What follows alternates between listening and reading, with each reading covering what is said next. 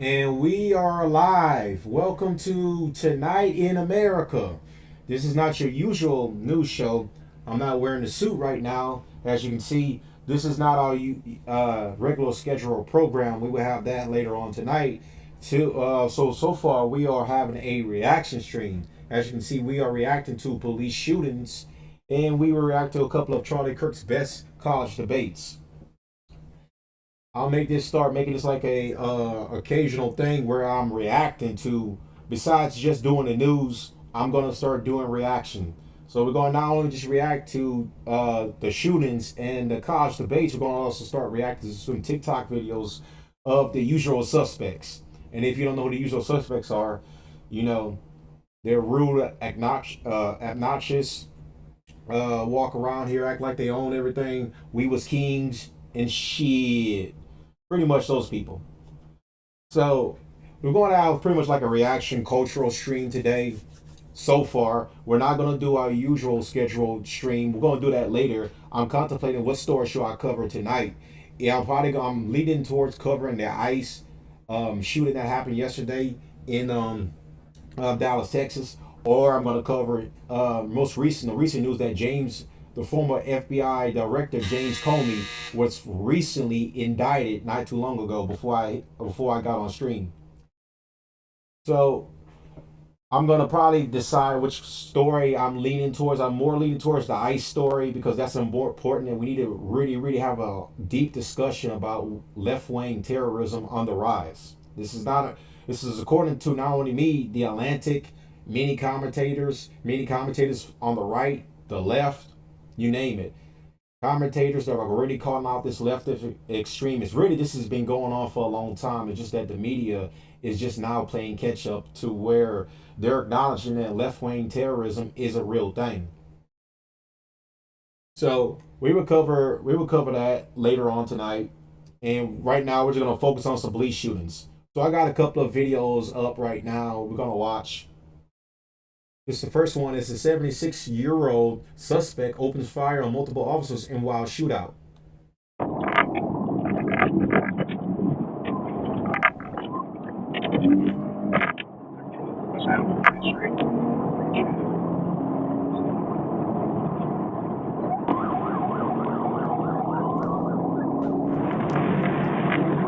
By the way, let me know how the audio is, and also make sure to smash that like button, hit the comment section, let me know. If you want me to react to anything right now while we're on stream, you better leave a comment below and let me know right now, because if I don't react to it now, don't write on it later when I'm doing the news.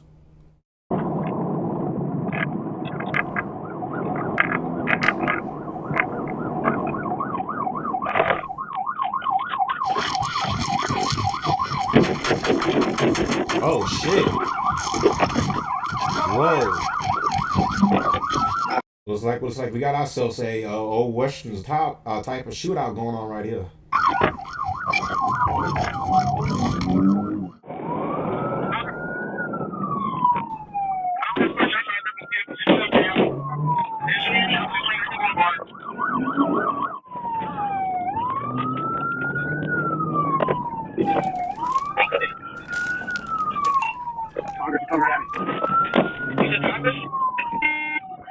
Congress, we are 1400 block East Congress. 1400 block East Congress.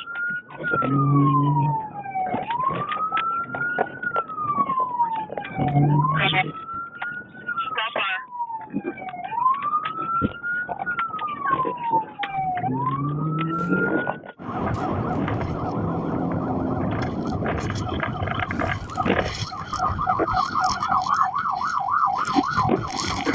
Wow. Wow. Look. Man, they're really lighting this guy up. Man.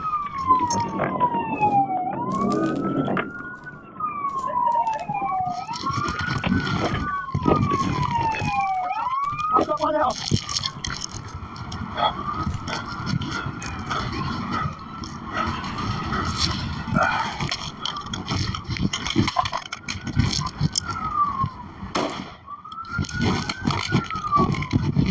Please show your hand.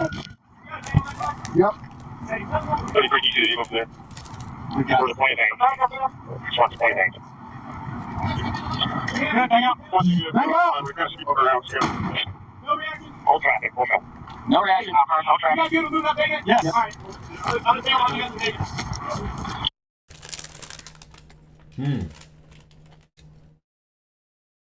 So, apparently this is, let me go back a little bit.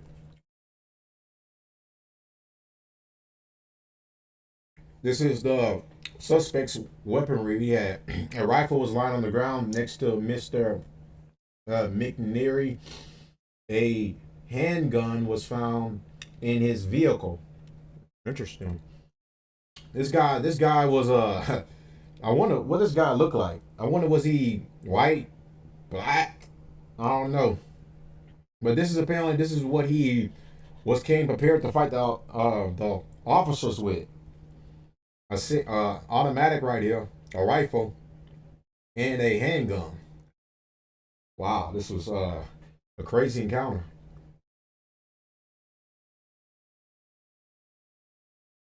Wow. As you can see the damage that was done to the police cruiser right there. So we're gonna move on to the next one we have right here. This one's from U.S Crime. 5 cops shot as Minnesota raid turns into chaos. Police report!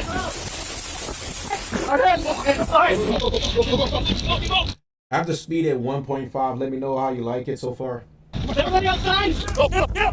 On October 12th, 2023, in Glendorado Township near Princeton, Minnesota, a drug search warrant erupted into chaos when a 66-year-old man opened fire on task force officers with a .223 rifle.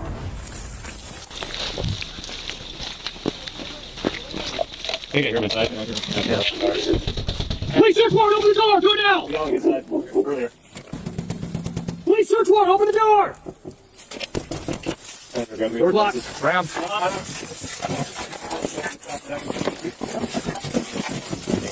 Man.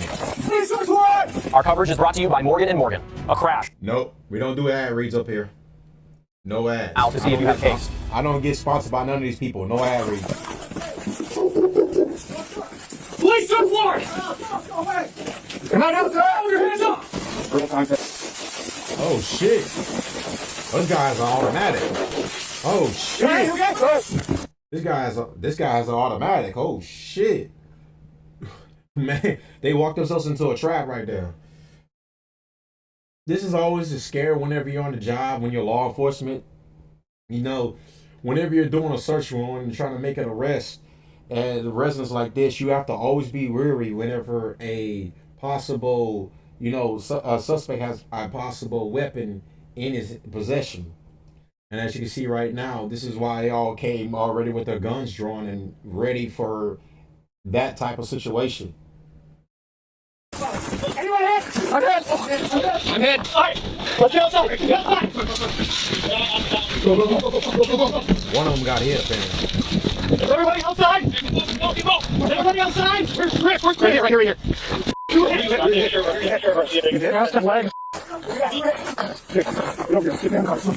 you're alright. You're right. You're alright. The man inside was identified as 66-year-old Carl Thomas Holmberg, a suspected meth dealer. Officer Nick was the closest to this chaotic exchange, as a storm of bullets tore through his shield. Police search warrant! Come on with your hands up!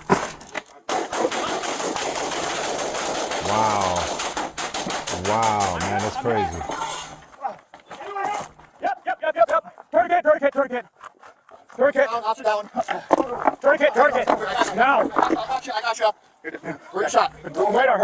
I got you. Yeah. While Officer Nick was on the ground receiving first aid from fellow officers, the others who were injured were rushed in a squad car to a nearby ambulance for treatment. Come on. Dang. Let's go. You hit? Yeah. Here, go.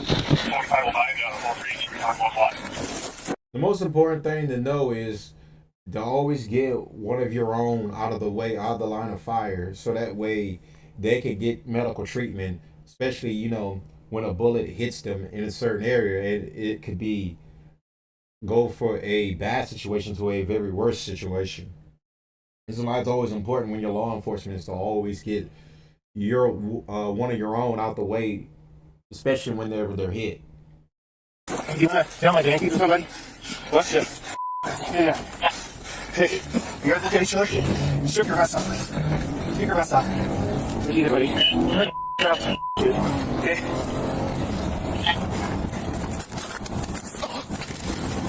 Just hang in there, buddy.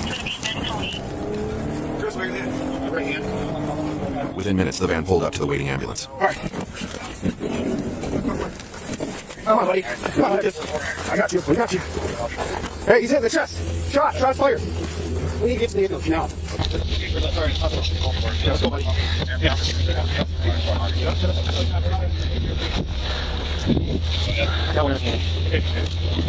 Back at the scene, Officer Nick needed his bleeding controlled before being transported to the hospital. Where's your shot? Right arm. I got you. Yeah. Right arm. Right arm. Help here. We got 2 officers down. Hurry up. It's a helicopter. Hurry up. I got you, brother. I got you. We're going to be just fine. Two. Here. Losing blood. Here. Let me see. Where's your leg at? Hit your knife. Arm. Hang on. Lift up a little bit. Okay, I gotta get up high and tight to the joint. Yep. Can we get 2505, what should we talk about a lot? We're gonna get to the van. Brother. I'm going tight. Yeah, no, hey, we're gonna try to get into the van, okay? 4503. Yeah, tighter. I'm more tighter. I got you. Just fine, okay? Hey, Cody, when you have it on there? Okay. The guy's eyes is like flashing I gotta just right now. Get the bleeding stuff, okay? I don't want to go too tight. The bleeding's controlled. I need a knife or something. I need to see what's going on here. Benny got shot in his arm. Right here. You cover. Just in case they come out, I need to know. Yeah, I'm gonna read. Okay, all right. Go ahead, brother. I got you. Okay, I see what's going on. Okay, you got. All right, outside. You got the front. Front. Med bag.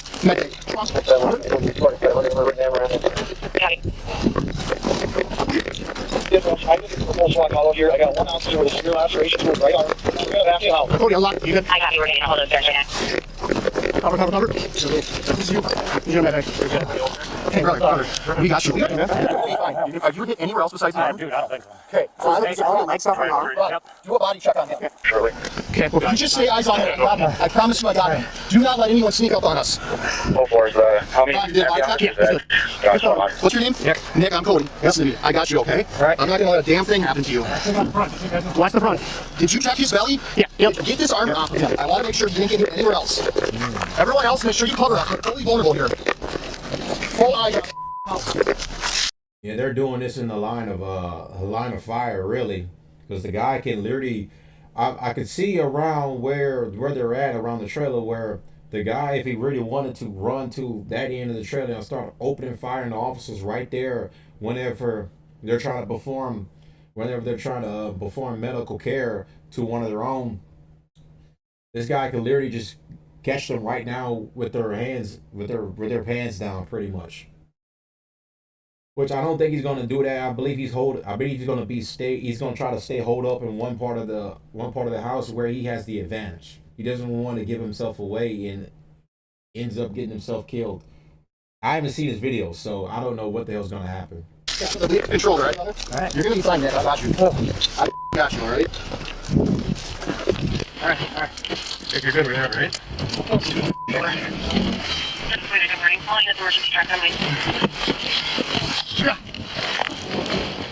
Yeah, officer down. Wow. Nick, been shot in the right arm. Tourniquet mark at 7:15 hours. Open laceration all the way down the arm. I'd say maybe a liter of blood loss before the tourniquet was on. A positive blood type. A positive. Thank you. What's the circumstance? He got shot. We got shot up on the inside. We got 2 others hit on the knee. We got nothing around. They're coming. One guy shot the other guy. And It sounded like rifle, right? Is it just me or is that like... no, it was sounded like they were breaking in or they were defending. No, we're making entry into the target home. We took shots inside the home. We got to get back, okay? After the injured officers were rushed to the hospital, moments later the suspect's wife stepped out of the house, while he remained barricaded inside. Wow, his wife is there with him too. That's even crazier. Yo, he's got his wife there while he's in the middle of getting into a gunfight with law enforcement. Bruh, talk about no cares at all for the safety of your own family. This is insane that this guy's doing this while his wife is in the house. Hands up, hands up! Walk to me! Stay there, stay there. Watch that door. Watch that door. Walk to me. Keep your hands in the air. Walk to me. It's male. Female. Come on with your hands up. Come to us right now. Don't ask any questions. I'll take over. Okay. Watch to us right now. Hands up. Do not lower your hands. Keep coming. I can take her when she gets over here. Just have her walk past you. She's very old. I guess, and this is a very old couple. I wonder if this guy is former military. No, grab on. Keep going. Keep coming. Keep coming to me. Over here. She got a cigarette in her hand. She's really smoking. See, I guess you really need to smoke in this situation because, like, bro, my nerves would be bad dealing with this crap. Come. And I don't smoke. Is he still alive? Yes, I know. What has he got for firearms? I don't know. I'm scared to death. I'm sorry about that. Can you sit down right there and keep smoking? I don't know what the hell's going on. We're here for a search warrant. Who else is inside the house? Your husband? My dog. Your husband's name is Carl? I got her. Sorry, good. Yeah. Are you injured? No one's scared. Is Carl injured? Yes. Where? Did he get shot? It's like, Is he still alive? yes. What does he have for firearms? Guns. What kind? What was he shooting at us with? I don't know. I woke up to this, okay? Were you guys in the same bedroom together? Yes. Okay. It was definitely a semi-automatic. This guy, bruh, she was in the bedroom with him too. It's even, bruh. This is insane. Brother, this is crazy. You're doing this. Your wife's in the room with you. You're opening fire against law enforcement. You're putting your own wife in danger. Like, there has to be some form of, like, PTSD going on. There's some form of some type of mental illness right now for this guy to be doing this, especially putting his own wife at risk doing this crap. Okay. Just Carl. Does he have rifles or handguns? What did he shoot at? Yeah, I shoot 7 rounds. It's a 20 gauge, 12 gauge. I don't know.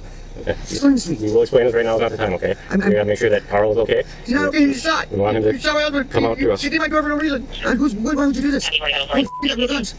Just breathe for me, okay? And you take everything we have. Why would we take everything? What's he mean by that? Because rich people steal everything. I gotta go. We're going to get you out of here shortly, okay? Let's not Where are you sleep right taking now me because your husband's shooting at us. How many people we take inside right now? One person. You, Carl? Yes. And what did he have? Guns. What kind of gun?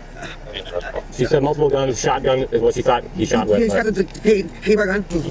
We were getting her out of here. Let's get her out of here. Like another, please. We're gonna get you in a squad. Can we get her in a squad and then let's take our we want to move back. We want to get this number a little wider. Move on the way here. So if we can get her out, get her in a squad, get her down the street. How about somebody talking to her? Yeah, that's my squad. Get somebody talking to her. And then she can't be going over for Carl. So I can have that shot, but let's just get her there. Yeah, we just need a backup from her. You're not going to shoot me. Not going to shoot me. Hold by, that was great. Yeah. He's going to stand up, guys. We'll help you out. Do you want me to get back to my phone and grab my squad right here? Maybe because she's not very mobile. Let me do that. Special response teams rushed to the scene as negotiators worked to reach him by phone. After multiple attempts, Holmberg finally agreed to come out of the house. Him? Let's go with you. Leave it. Bro, this guy look like a walking skeleton. That's him? You hear that? Yep. Leave it. Leave it. Yeah, get the announcements. Carl. Don't let him get back in the house. I won't. Hey, Derek. Oh, I need you to stand up with your hands up. We have a canine on scene. We don't want you to get bit, sir. Do we want to push up the opening to my room? What's that, sir? I need to be right up here if he's going to get target lock. Can you speak up, sir? Let's see know that I'm moving up. Ain't gonna bite you if you don't comply with me, sir. What's that? No. Hey, watch him. Rocco, watch that guy. Ready? Watch him. Stand up with your Watch hands that guy. Watch that guy. Canine's here, you Watch bite him. you. Carl, I need you to comply or I'm going to send the dog and you will be bit. Watch that guy. Put your hands on the hood. This guy's just daring him to send a dog. The one thing I give this guy credit, he's just daring the police just to send a dog and bite him. This is insane. Car for us. Just put your hands on the hood of that car, buddy. Just work. Put your hands on the hood of the car. Carl, I need to see both your hands. Can you play your chest and like hug yourself? Just hug your. There you go. Leave them both right there for me. Is that okay? Guys, if he makes a move back to the house, I'm running up with the dog. Carl, thank you. Could you just walk a little towards us, Carl, like that? Just come a little closer with your hands like that, Carl. Is that okay?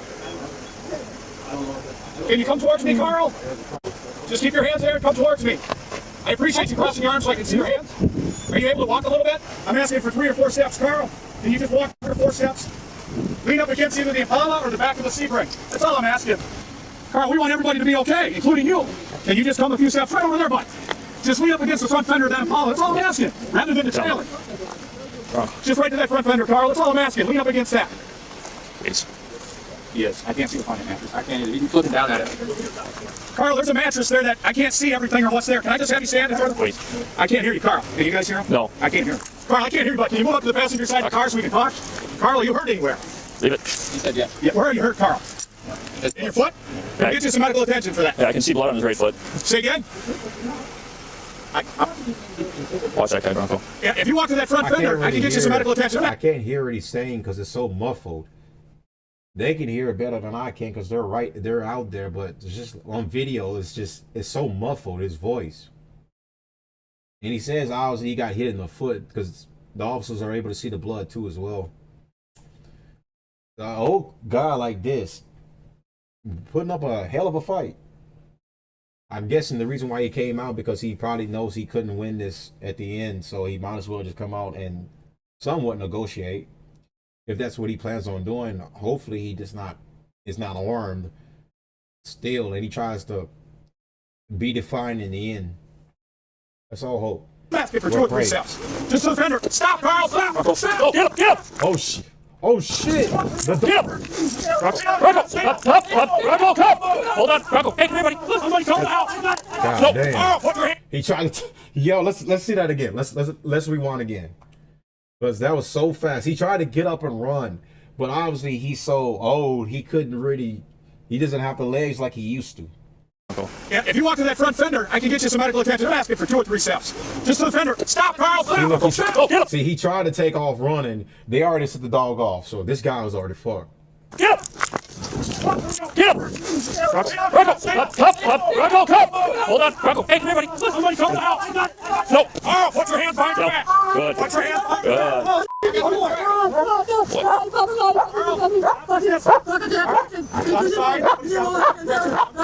Back here. There we go. Hey, hold it, recovery position. Get your knees. Stop, Carl.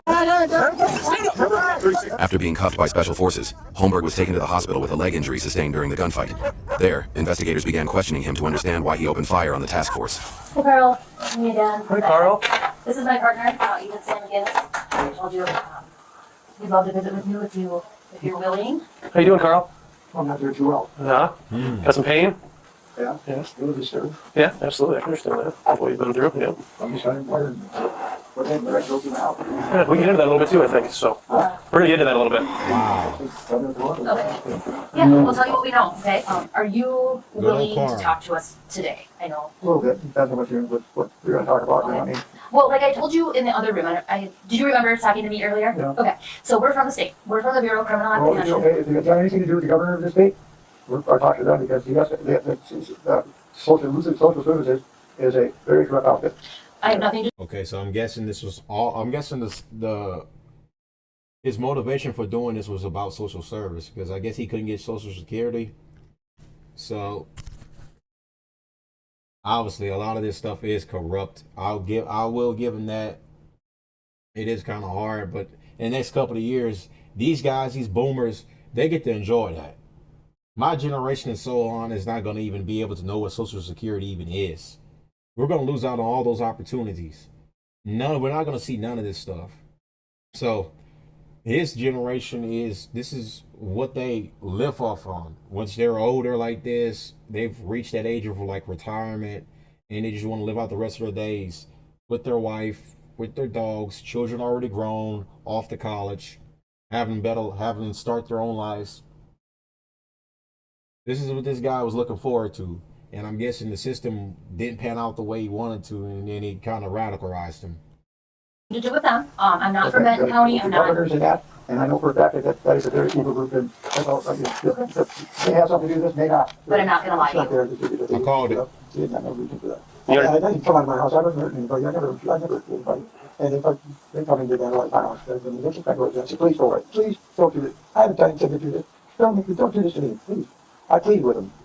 I begged them. And they said, we're going to do what we're going to do. We don't care if you think you have the right to be in your house or not. Can you tell me about your encounter with them this morning? Like, what was said? They came, banged on the door, and said they had a warrant, and they're coming in. I said, please don't come in. There's no reason for you to be here. There's nothing here for you to do, but you don't have to be here. You know, there's no reason. You can't possibly have a warrant for you doing something that was worthy of kicking my door in with weapons. And they got shot first. I know they shot first because I didn't shoot until they shot. Tell me more about that. What? They shot first? Always. I would not shoot at anything that wasn't threatening my life. I would never do that.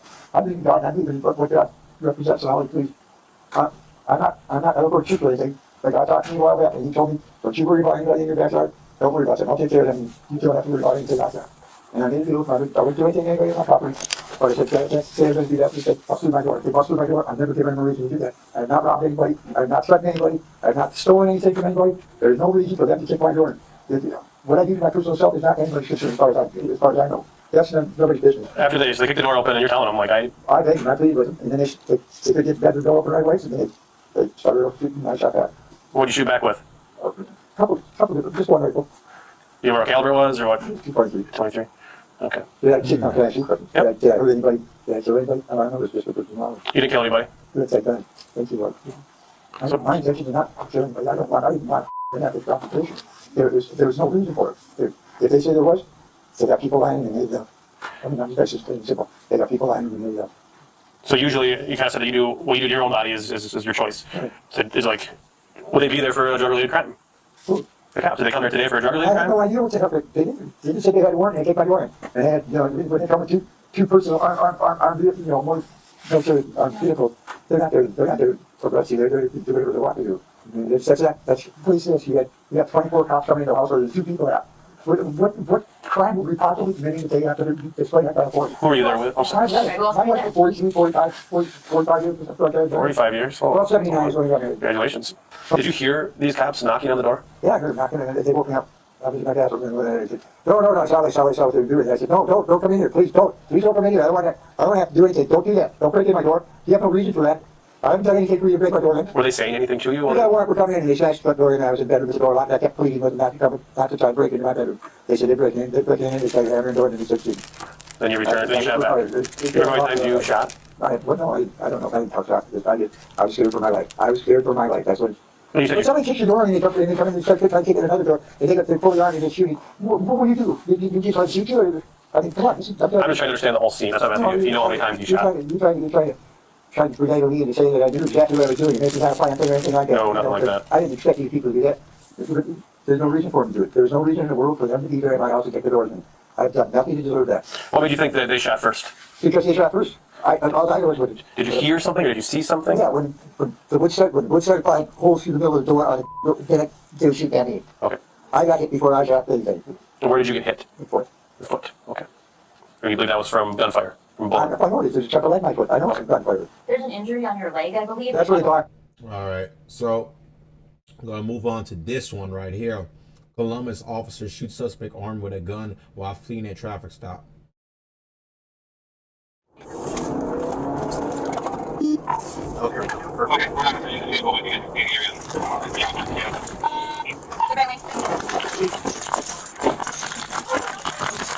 Oh shit! Went straight to it. Raise your fucking hand! I will shoot you! You got a gun! Drop the gun! Drop the gun! I will shoot you! Drop the gun! Drop the gun! Oh shit! Put the gun down! Drop it! 10-3 shots Oh fired. man, that was a good shot. Don't reach for the That gun! definitely was a good shot. Do not move! Do not move! Get the gun! It's being cuffed! Cuff him up! Take it Buddy away. shouldn't run. Go get some medication. Shut all this down.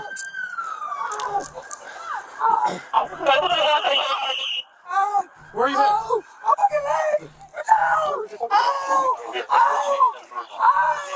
Wow, Let's get some. Don't touch it. Get a turn on him. It's right there. Right there. that was definitely a clean shot. Do your job. That was definitely a clean shot. What do you need? He got hit in the leg. You got shears to cut these off? You got shears to cut these off? Are you shot in your other leg? Are you shot in your other leg? Yes! Okay, now take it. You said shot on this one too. You got it? Sure, I got it. The crowd off. It seems Here come the crowd. Here comes the crowd.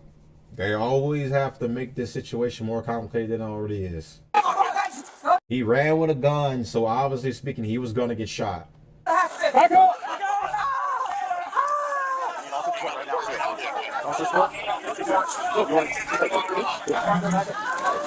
You're good. You're good. Damn, can't Whipping out the phones and everything.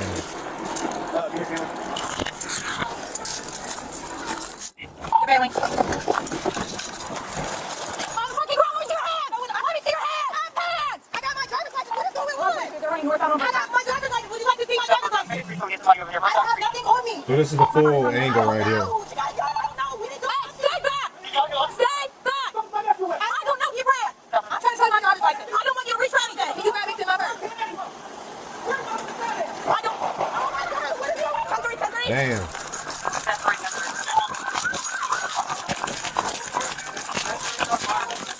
So she was taking care of the other one, then she just took off. Do not reach! Do not reach! Do not reach! Get back!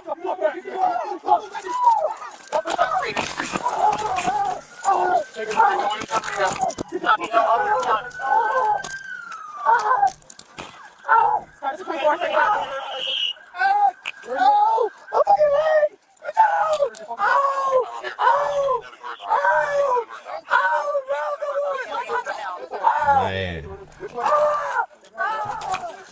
That was different.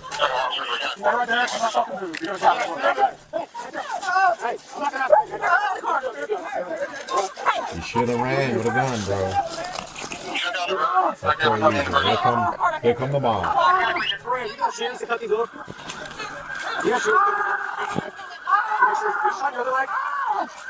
Very usual. Are you shot your other leg? Where's he shot at?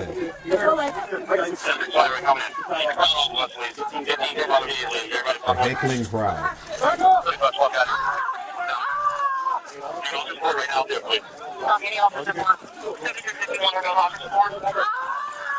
got one right now. Actually, we're doing that.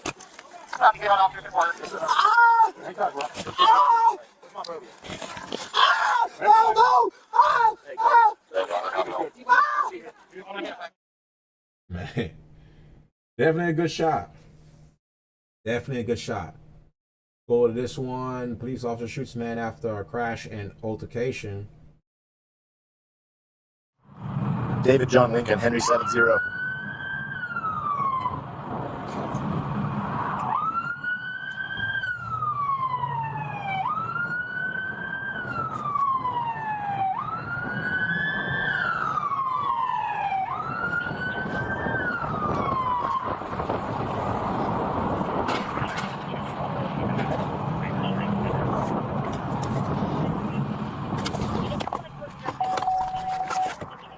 Stay in the car! Don't move! Don't move! 145, I got a crash. 6th, just east of 225. Get up on camera. Stay in the, give me your hands. Show me your hands. Get your hands up, dude! Get your hands up right now! Get your hands up! Get him. Got. Oh shit. Get on the ground! Get away from that motherfucking gun! Get on the ground now! Get that nigga. Get on the ground now! Get that shit. Really? Is he trying to actually? Is he trying to actually fight? Don't want to. Bro, is he trying to fight a dude with a gun?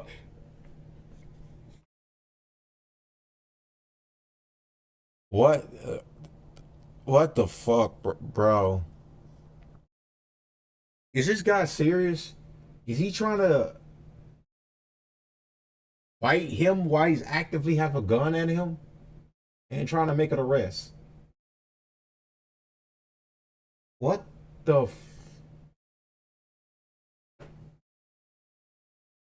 Bruh.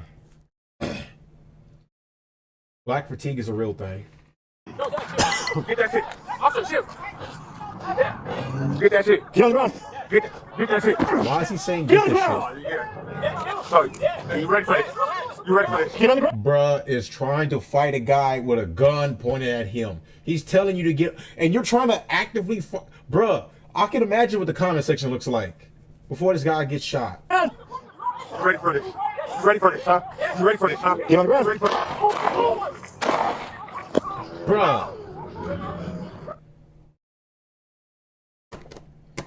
You know, I ain't want to say I ain't want to say that a person is probably deserve to get shot or whatever, but at that point he was just asking for it. Like, how dumb can you be? Like, you're trying to fight a guy who has a gun pointed at you, who's telling you to get on the ground, and you're trying to what? Throw the what they call that? Throw the 50 or some shit. I don't know the lingo, but it's something where he's just trying to like throw some hands, and this guy's got a gun actively pointed at him, telling him to get on the ground. If you don't, you're gonna get shot. And he's not complying. He got shot anyways. Case in point. I'm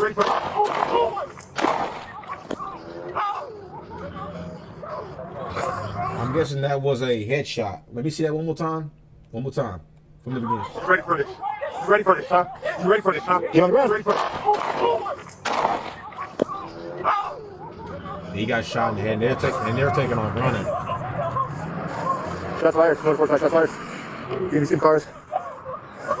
Loser. I want to see what the comment section say. Attempted to fight someone that has a gun pointed at you was insane.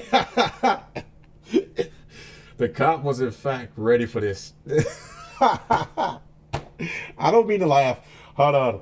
This guy lost his life. Okay, let's not laugh. Let's not laugh. Okay. But come on, man. At that point, you have to like look at yourself and realize, like, bruh, how dumb can you be?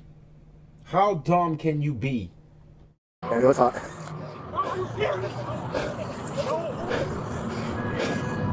At that point, you're just asking for it.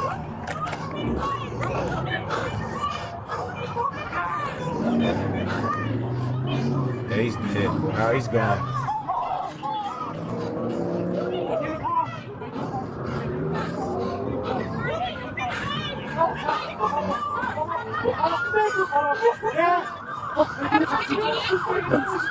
It's not a tourniquet kind of thing. Thank you.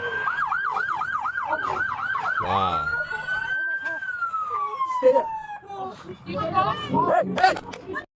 Yeah, I can see the people in the back that are crying and, you know, shouting and stuff. I'm guessing they know the guy. But, brother, come on, man. It's just kind of dumb at that point. You see an officer has a gun pointed at you, and your first instinct is to want to try to fight the guy when he's telling you to actively get on the ground. Get over there behind us. There's a gun over there. Behind the boxes. Shut it all down. Sable. Left on. All right, so this one right here is some surveillance footage right here. Get on the ground now. Get that shit. Nigga, Get on the ground now. get that shit. Get that shit. Get that shit. I'll get you. Get that shit. Get that shit. Get that shit.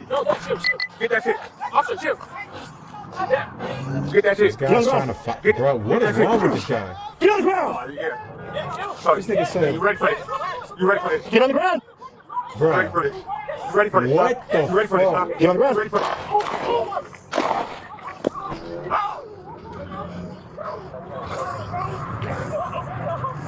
bro, Shots fired. Shots fired. Give me some cars. bro. Loser. Yeah, I know it's hot. That is just insane, man. That is just like, buddy, he's got a gun pointed at you. You really think he's gonna drop the gun and just throw the dice at you? What the fuck is wrong with some of these people, bro?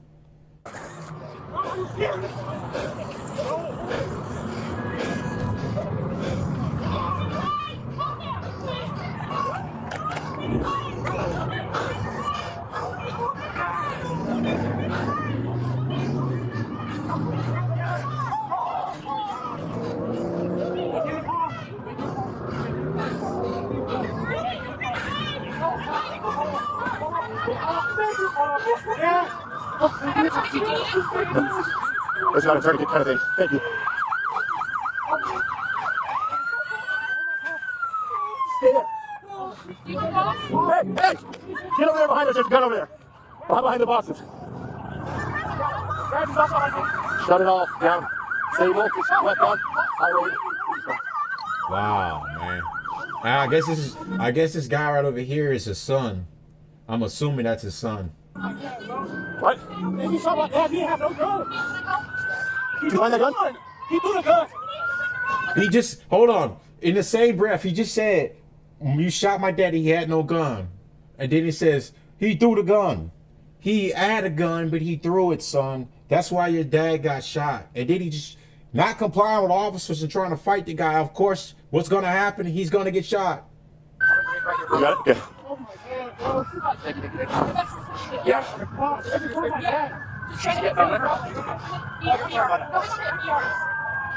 This is crazy. You got it? The police just shot my dad, man. There's one in the head as well. That's my dad, bro. That's my dad. Gunshot to the chest, wound to the head. Let's go. Tony. You got the camera on? Yeah. All right. I'm going to get you in my car. We're going to HQ. Okay. We're going to HQ in 10 minutes. We're going to HQ. Black car over there. Keys are probably in it. Okay. Wow. I'll be with you in just a moment. Yeah, they were. Another suspect? This was a bad situation right here. Get into the passenger seat. It doesn't matter if he was unarmed. I can hear what the lady said in the background. It doesn't matter if he was unarmed. The problem was he was not complying and he was actively trying to engage and aggravate the officer into shooting him, which was going to happen. I mean, he was aggressively coming at the officer, trying to fight him, instead of complying and listening and getting on the ground like the officer kept telling him to do. But that's the problem. This guy didn't fucking listen. And as the end result, he lost his life. Crazy. Insane. Go on to this one right here. Erratic man with guns engage deputy in shootout. They're coming on with the address of the emergency. Weber Road, Weber in 231, South Florida. Okay, what's going on over there? There's a guy in a red maroonish long sleeve shirt and black pants with a cane that is walking with a rifle. Not sure of the exact gun. Not even sure if it's BB, but I know a car went to turn off Weber just a second ago, and he took the gun off and pointed it at the car as the car was turning. They kind of share copies for your emergency. There's a guy walking down the Weber Road with an assault rifle and a fountain. Okay, what is your name? Okay. I was actually just heading home because this is the same guy that was talking to me at my work yesterday. Okay, you're down with me. Are you close to Edward Road in Weber? Yeah, I just kept driving. He waved at me and smiled, and I think he turned out Edward. I just kept going straight. Mr. Smith. I give my name. I give my name. I know you reach for your gun. You know what? Mr. Smith. I'm not reaching for mine. I know you're reach not. for yours. Mr. Smith. Reach for your gun. Step out of Guy's got some form of mental illness. strap and put it down, please. Camera on? I'll see you home. Sure. Mr. Smith, do you know where you're at? Yep. Where you at? Right now. I'm on you. Is it hot? Nope. It is hot. This is Carolina. Thank you. Okay. Can I take that off you? Huh? Can I take that by the strap and put it off you? You worried about it? You got a gun. You got two of them. I know, you got two. Why you want mine? So why you want just one? Mr. Smith. Hey, I'm telling you, you touched me, bro. I Mr. touched Smith. Hey, one more. Don't you touch it. No. Man, I got one gun point. Put it down. Put it down. Oh shit! Hey, shots fired. Oh shit!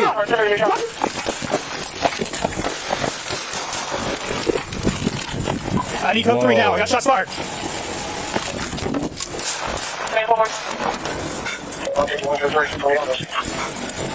Hey, the shots fired. One subject down. Is he? Oh, he's down. He's down. He's not. Like, We have this location. look like he's not removing right now at the moment. I think the officer might have got him with that one. We're in 231. 4451. Back up, back up. Reminder to smash the like button and comment on the video. Let me know you like it so far. And if you want anything, if you want me to react to anything on this stream, you better hurry up and send me a video or something. 471 Center. 25, that he covered. We're in 231. That guy's done for. Oh, he's around here. Looks like they haven't already hired him as an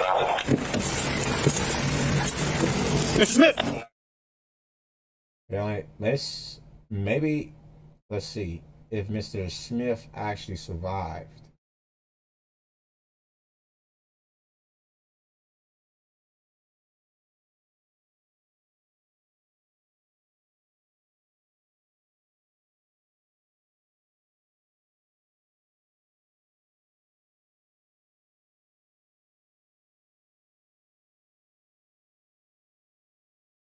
Yeah, he was pronounced deceased. Very clear. Yeah, that guy was gone. So this one is Gen Z driver takes police on 117 miles per hour chase. 2025, an officer with the Pleasant Prairie Police Department in Wisconsin was on patrol when he observed a black sedan with tinted windows run a stop sign and later made a left-hand turn without using a signal. The erratic driving prompted the officer to attempt to stop, but he had no idea what was fueling the driver's unpredictable behavior.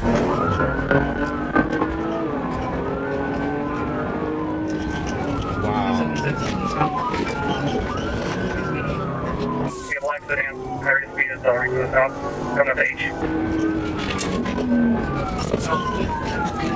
Wow.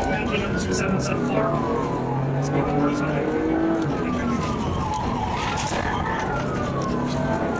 Speed 50.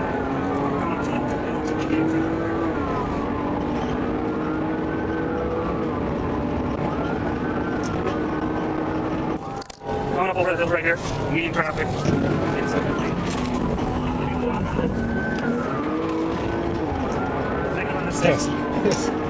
Yeah. What is this guy's like? He's driving like he's from the Fast and Furious movies right now. It's like they chase out the Vin Diesel or something. Man, this guy, whoever's driving behind that wheel, really knows what the hell he's doing.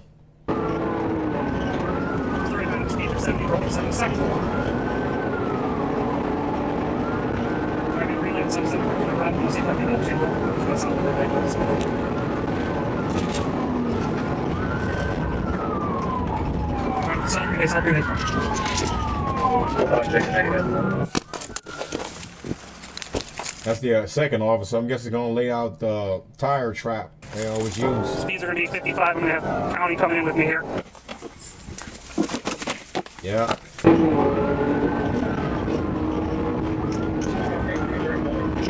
North 87. 10-4 approaching base station. Speeds are 90. Lane 2.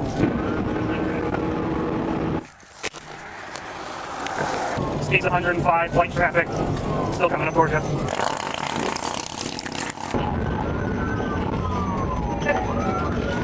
Man, bruh.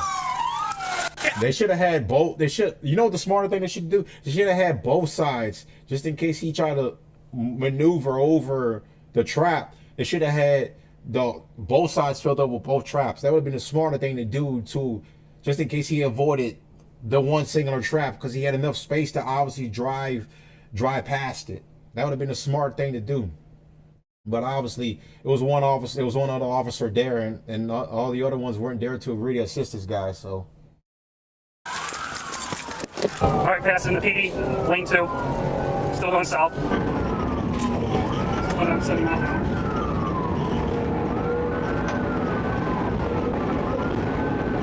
All right, speeds are 87, increasing, passing higher distribution. Outside lane 3, outside lane. 200 speeds 105, approaching 95th, lane 2.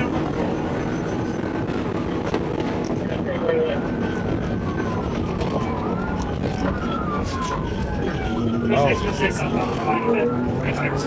Okay, they got the right tires. 209 southbound speeds are 70 increasing, approaching 104th. No traffic. Road conditions good. 209 speeds 99 and increasing, approaching the red light 104th. We are slowing down. Let's see if I can do.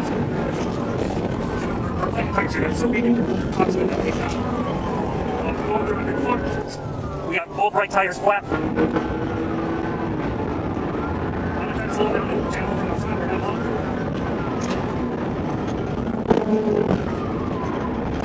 219, we're still south. Both right tires are flat.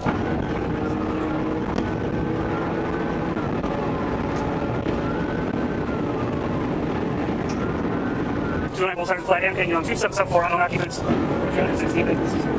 Something here.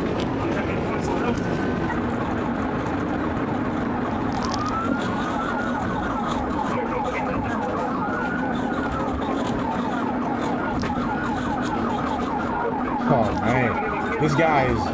Oh shit, they got him almost dead. They almost got him. Oh, this guy's not giving up at all, man.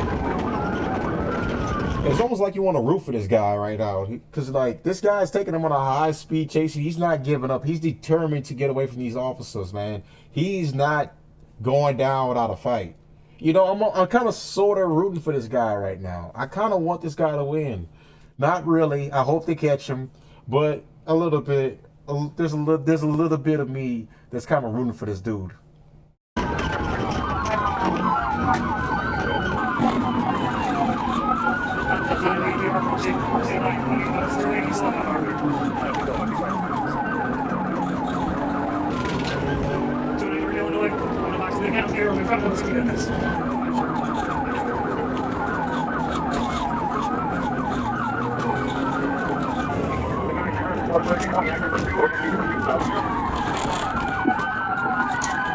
Wow, man, this guy's determined. 2-9 sentinel contact. 2 squads have been hit. We get on this. My God, this guy's determined, man. This man, it's gonna take everything in their power to stop this guy right now. They're gonna need the helicopter, the military to stop this guy. This is Van Diesel driving that car. I swear that's Van Diesel. You already know what's motivating him, family.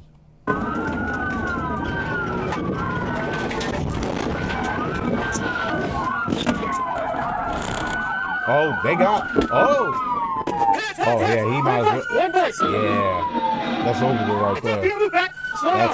Slow down. We're fine. Slow down. Slow down. Turn the sirens off. Turn the sirens off. Turn the sirens off.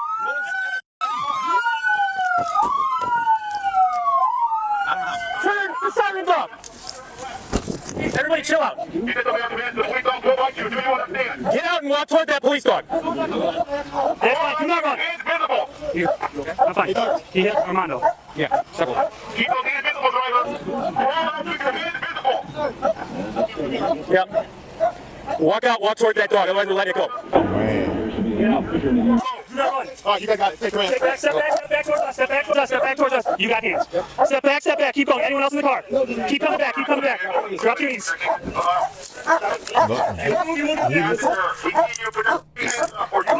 He looks like any other Gen Zer. That's the crazy thing about it. He looks like any other young guy. It's like a college attendee. Like, he looks like one of these frat bros. This guy literally thought he was gonna beat the entire police department in the one car.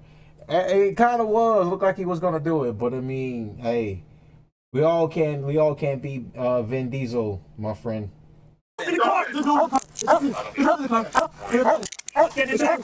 It's just me. Weapons? No, in the car, yes. What's in the car? I can still carry Glock. You're under arrest. 32 in the car. Yes, sir. We're gonna get you here. It's all right. It's not gonna go out. I know. Yeah. Hold on. Can you see it? All right. There we go. All right. We're good. Code 4, 1 in custody. They're clearing the vehicle now. We're speeding. Just so you know, you're being charged with 10 homicide, okay? For your actions right there. 100%. Who was in 42? Just gave up. You hit it, right? Without the bumper? All right. Don't plan on getting out. Probably the dumbest shit I've ever seen someone do. You pitch yourself too? You're scared as fuck. Step back. Man, we're gonna need late coming for a crash doc. He pissed himself. It's crazy. Hold it. Your card. Are you okay though? Sorry. So you had at least 3 counts of attempt homicide, and I'm gonna be very confident in that charge. You intentionally struck multiple squad cars for a speeding violation and a stop sign violation. There's more in there? Thank you. Hold. Man. Oh. Welcome, Prairie. I did not try to strike any cars. I was definitely just trying to get out of the way, but it's fine. We do want to have cameras. I did not try to. I mean, that's reckless. What's going on, dude? How you doing, boss? You okay? Yeah, This guy's definitely on some drugs. Like, he's definitely a drug user. A little bit schizoid, a little bit. Yeah, this guy is probably a avid user of narcotics in some ways. I know. I would think Adderall, maybe, probably some Xans, something along those lines. Like, this kid gives me social anxiety type issues. Like, he probably has to use drugs to be able to function like a normal human being. That's the type of individual we're dealing with here. they hit me a couple times, but it wasn't anything. All right. Did you take anything tonight? Oh yeah. What'd you take? Crack and cocaine. Okay. Yep. And how long did you do it? Probably a year. Crack and cocaine. Wow. That's even, whoa. Damn, man. He's got to be like one of those hardcore party kids in college or something. Or if he even is in college, he's probably a dropout. I mean, just all day. All day? Yeah. When did you do it last? Like, probably right before I left Target. Okay. So pretty much as soon as he came out and spotted Yeah, this guy's twitching like Destiny. Oh, shit. Like 15 minutes. Okay. And you're sure you don't want to take it to the hospital? I'm okay. Okay. Do you know how much you took? Today, crack, about 70 G's, and then coke probably 2. According to the police report, officers searched the suspect's vehicle and found a glass bong with white residue, a bag containing a white rocky substance, a second bag containing a white powder, a second bong with white residue, and a Glock 19 with laser sight and extended magazine loaded with a single 9mm round. The suspect, identified as Marco Infusino, was taken to a regional hospital in Zion, Illinois, where he was cleared for incarceration. The contents of both bags recovered from the vehicle tested positive for cocaine. According to court documents, Marco was charged with 3 misdemeanors: hit and run, possession of cocaine, and possession of drug paraphernalia. He was also charged with 6 felonies, fleeing and eluding, and 5 counts of first-degree recklessly endangering safety. A Kenosha court commissioner signed a $75,000 arrest warrant, then set bail at $50,000 after Marco's first court appearance. 8 days later, his bail was lowered again to $15,000. Marco posted the $15,000 cash bond. This is why cash bond needs to be abolished, man. You just let offenders go back out on the streets. You know, especially this kid doesn't seem like a type to probably reoffend unless he's on some drugs. But the problem is with this cash bond stuff, it especially pertains to like Irina Sarutska situation when she was stabbed on a train by a guy that was let out like 14 times. Cash bond. That just goes to show you how bad cash bond really is. Like, and then they lower it to where the perpetrators are able to afford to bail themselves out, and then they go out and reoffend. That's the problem with cash bond. And is currently at an inpatient drug treatment facility until November 2025. His final pretrial hearing is scheduled for December 15, 2025. Marco entered a plea of not guilty and is presumed innocent unless proven guilty in a court of law. 126 over 80. 126 over 80? Yep. Yeah, bro, your blood pressure's better than mine. All right. I guess we could watch one more chase right quick before we move on to the Charlie Kirk stuff. On February 1, 2024, a Marion County Sheriff's deputy responded to a call at the Forest Shopping Center in Silver Springs, Florida, regarding a woman attempting to steal another woman's car keys. When the deputy arrived, the woman approached his patrol car, acting as if she were the one who had called for help. As the deputy walked around the back of his vehicle to speak with her, she suddenly jumped through the open passenger side window and led law enforcement on a high-speed 4.5-mile chase. No.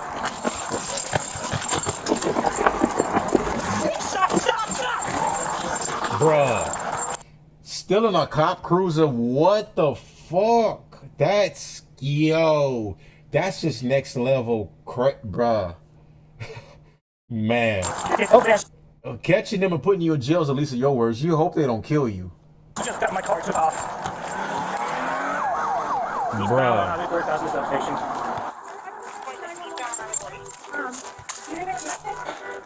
Were you the one who called us? Yes. I'm still like really shaking. Okay, thanks, no. Did you know her? No, she tried to take my keys. We know her. Oh. She tried to reach in and grab the keys from my vehicle. At first, she asked me for a ride, said she needed to get out of this place. During the pursuit, she drove into oncoming traffic, ignored all traffic signals, and reached speeds of up to 125 miles per hour, nearly causing multiple collisions. Wow. This big. Who would have bet she's an avid drug user? Who wants to place a bet right now? $100. Avid drug user.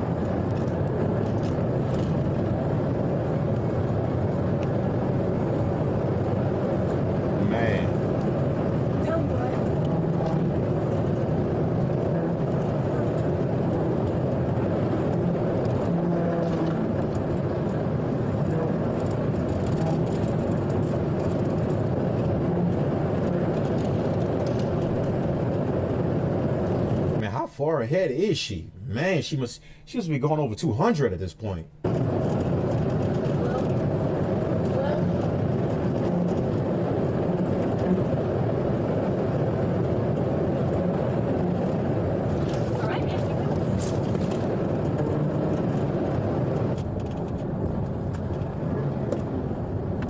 It's a man. She's definitely gone. Like, bro, how far ahead did this woman get? Man, she's got to be going 200 at this point. There's no way. There's no way she could be going 125 miles. No way.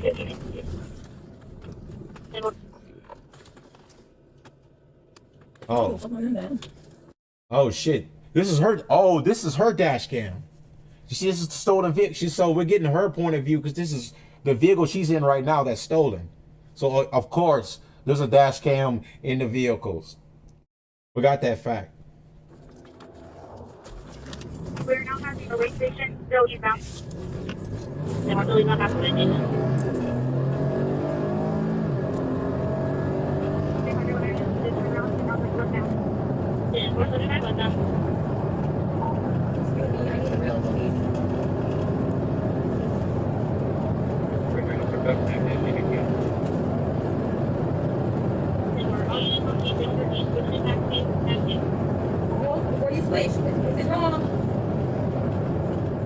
Deputies deployed stop sticks ahead, but she noticed the police vehicle with its lights on and turned around to avoid them, nearly losing control of the vehicle. Coming up behind an 18-wheeler. And she's turning around. She's conducting a U-turn. She is going eastbound. What does this woman think she's doing, though?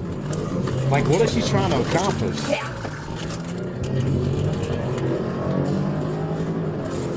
I'm trying to figure out her thought process. Like, what do you think you're going to accomplish besides them going to arrest you? Obviously speaking, you're going to do a lot of time for this.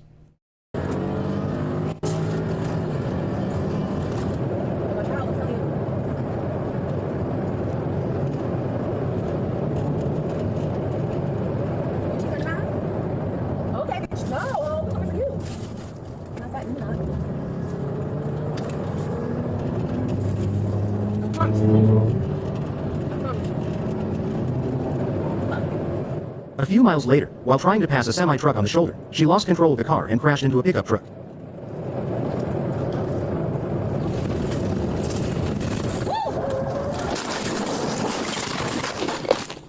Yeah, that didn't last long. Yeah, that didn't last long. Let's look at that one more time.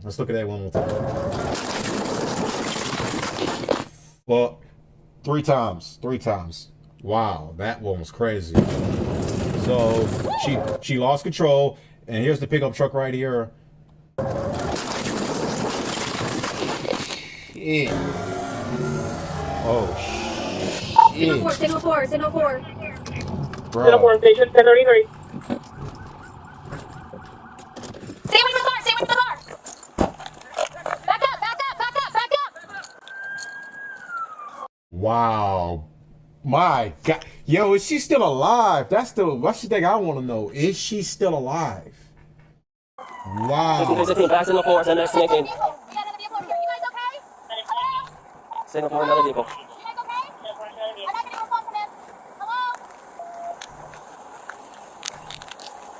I don't know where she's at. There's somebody in that driver's side. She's right there. Get them. Marion, I got the police cruiser on fire. Wow. Hey, Miller, she's in the fire extinguisher. Fire extinguisher, get over here. It's really hot right here, really hot.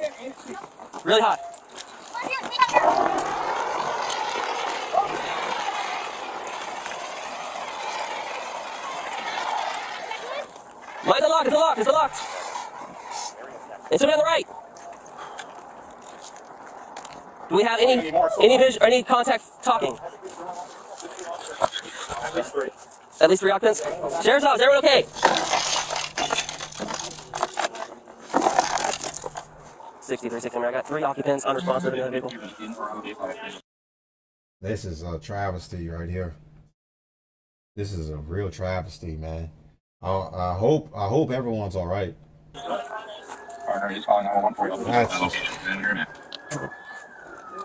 That's crazy, man.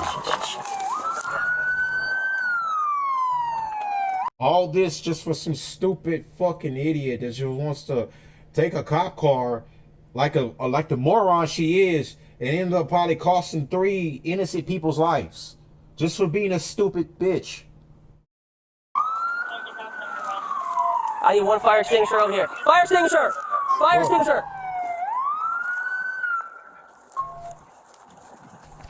Let's make sure they're good. Yeah, I'm trying to make sure that this isn't fire because it's leaking oil. Okay. I want to make the rest of it from shit. Okay. Check this one. There's a flame coming through that firewall. She's if she's right there, I don't know if you can get through that hole.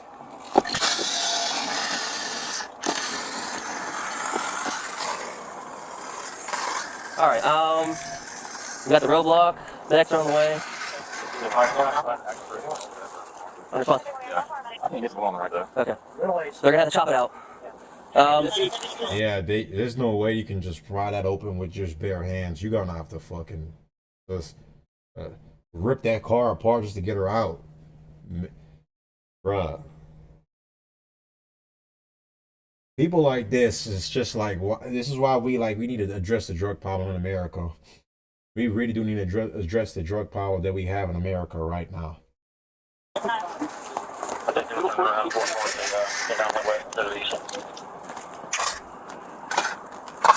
Make sure you like the video too. Like the video. Let me know how you like it so far.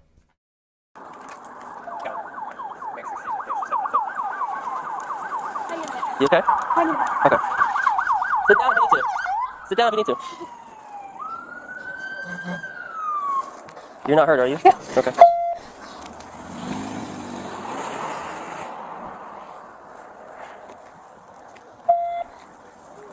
Three in the car, Sarge. She's signal 7.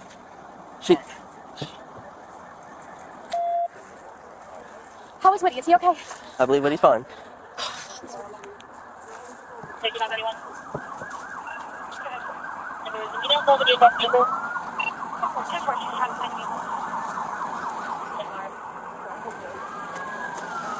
You moving?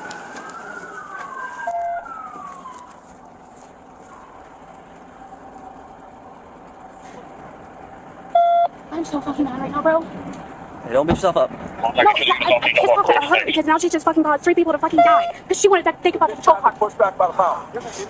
Oh.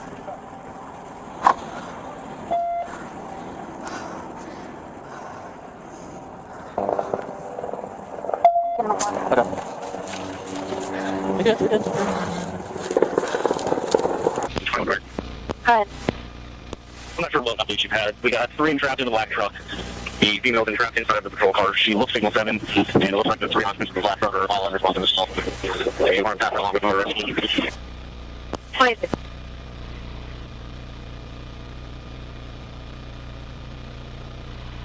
Man. All units coming on scene, keep the roadway clear so medics can pull down Highway 40. Just let medics pull down the opposite lane and travel.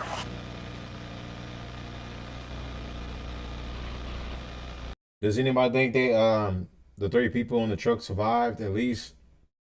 I'm hoping they did and they're just unconscious. But the way that wreck looks, I don't think so.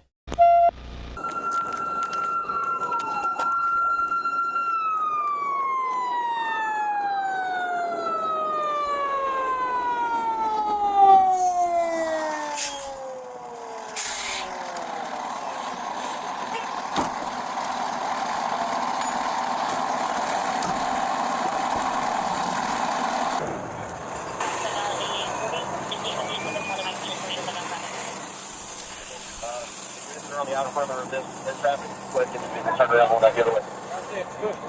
Are they all signal 7? I want to check this one real quick, if we can break one of them free. But believe it me.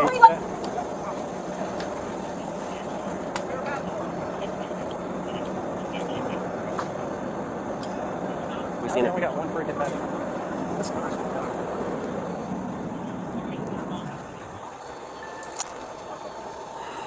Such a... This is so wrong. You want? Yeah. Fuck that. I guess Woody left his car open and they're dealing with this crazy lady. She stole his car. They call her. I don't know. I told him I had 3 occupants.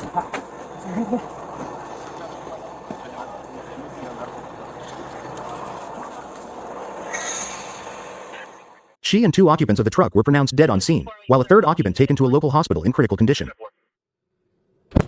Damn.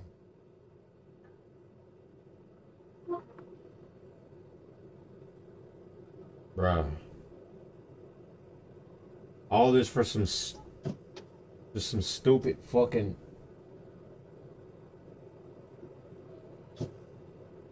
Obviously, this woman must have been on some drugs.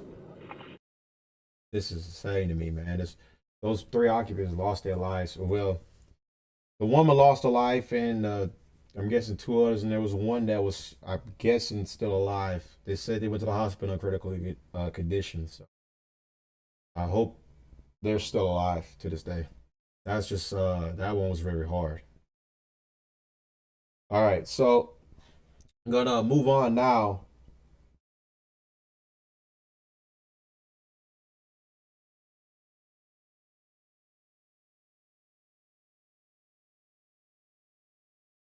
Let me pull up this right quick. All right. So now moving on to the debate part of the video, we're gonna react to some of Charlie Kirk's best college debates. Rest in peace, Charlie Kirk. You know, I'm gonna go ahead and do this thing right here. I was been supposed to do this when I was speaking about Charlie Kirk's death and what did he really mean to the right wing, what he meant to conservatism. So I'm gonna pay homage to Charlie by reacting to some of his best college debates from 2024, and there's another one too as we have as well. My name's Erin. I'm a really big fan, and I'm really excited to see both of you. I'm a little stressed because I feel like I could ask about, gun violence. I could ask about anti-Semitism on campus.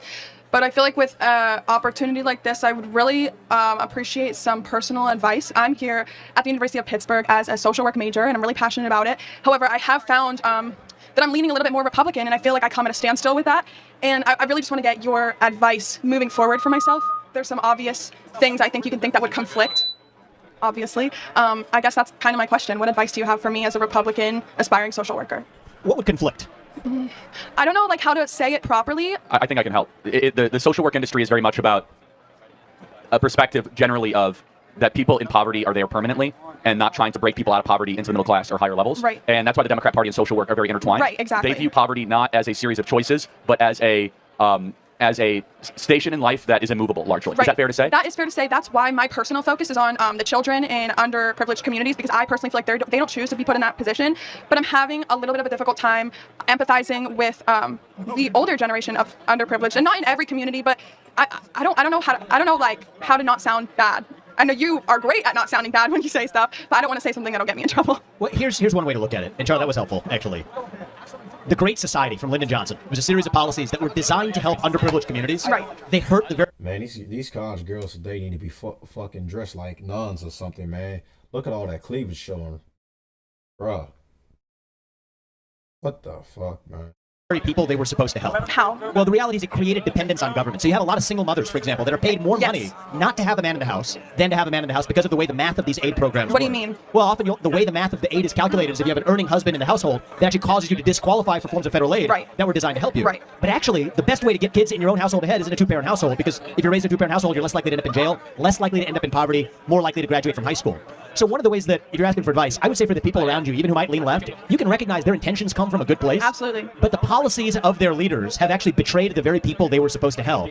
And you can let them know, because I believe this is genuinely true. Not just the Republican Party, but our conservative movement. We care about lifting people up from poverty. We just care about actually doing it rather than talking about it. And the other thing I'll say is that we as conservatives believe that if you're in poverty, it's largely because of values, not because of lack of stuff. Like what values? Not saving money.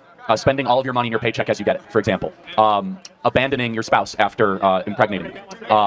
Not spending all of your money on alcohol and drugs and instead opening a 401k. So values are the #1 predictor of entering the middle class. And there's a great book called Life at the Bottom. You should read it. By Theodore Dalrymple, who's a social worker in the United Kingdom. It's called Life at the Bottom, where he got into social work because he wanted to help people, and he realized it was not a lack of stuff. It wasn't lack of housing, lack of food stamps. It was that their value system was one that kept them poor. So yeah, really quick, then I want to get to the next one. I'm just struggling because in all of my social work classes right now, they're talking about all of those things. And they're wrong. So what do I do? I'm trying to learn about what I want to do. I think you need to stay in social work because you're called to do it, but there's an amazing amount of literature from Thomas Sowell to Shelby Steele to Theodore Dalrymple that get down to actual root causes of poverty, which is not lack of stuff, but is worldview. And I think that'd be super helpful. Thank you so much. God bless you. Trump 2024. Yes, that you want a hat? Thank you. According to the way that the asylum laws are written. Yeah, I mean that's all. That's all. Yeah, she definitely right about. Definitely right about that when it comes to social work. You know, especially. Entire nation of I 100% agree. No disagreements for me on that part. Mexico applies under asylum. Do you think that you have a right to immigrate to America? Is diversity and inclusion really an American ideal? Are you okay with deporting every illegal person that's here? Do you think that the American government should first have an obligation to citizens before foreigners? Nobody is asking these questions. We're just saying, if you want to come in, you can come in. Do you see anything wrong with, I don't know, taking in 5% of the population of Haiti? If someone comes into your dorm room uninvited and they do the dishes and laundry, they can stay? If I'm not going to do my own dishes, heck yeah. Hi. All right.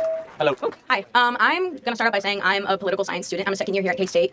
And I'm a first generation student. Try to turn it up a little bit. Turn it up a little bit? Yeah, perfect. Great. Thank you. And what's your name again? Alondra. Nice Alvarez. Yeah. So I just had a question because you talk a lot about like protecting and securing our southern borders. But as the granddaughter of immigrants, I think that we get into a lot of complicated disputes with the idea that immigrants are criminals or drug dealers and things like that. So I just want to hear what your opinion is on those expectations or those what do you call it? Those stereotypes that are put on Hispanic communities, Latino communities, and how they change the way people perceive immigration. Sure. So, thank you for the question. So you said you're the first generation student or first generation American? I'm a first generation student. Cool, great. Second generation American? Did I hear that right? Third generation American on my mom's side. Great. Second on my dad's. When your grandparents then, is that right, came to this country, did they do so through the legal process that was in front of them? So my father got married to my mother. So he's a legal resident of the United States. She's been here her entire life. But did she enter legally? She did. She's born here. Yeah. Got it. My grandpa on my dad's side entered in illegally. Okay. So I'm not here to like insult your grandpa, right? But yeah. But we must be very clear that the type of immigration that we support is when you follow our rules and you come on our terms, and that you do not break into a country uninvited and you try to cut. Can I add something to that? The reason why he left, and a lot of people in Mexico do, is because of the political state, especially in the 70s and 80s, when they decided to move.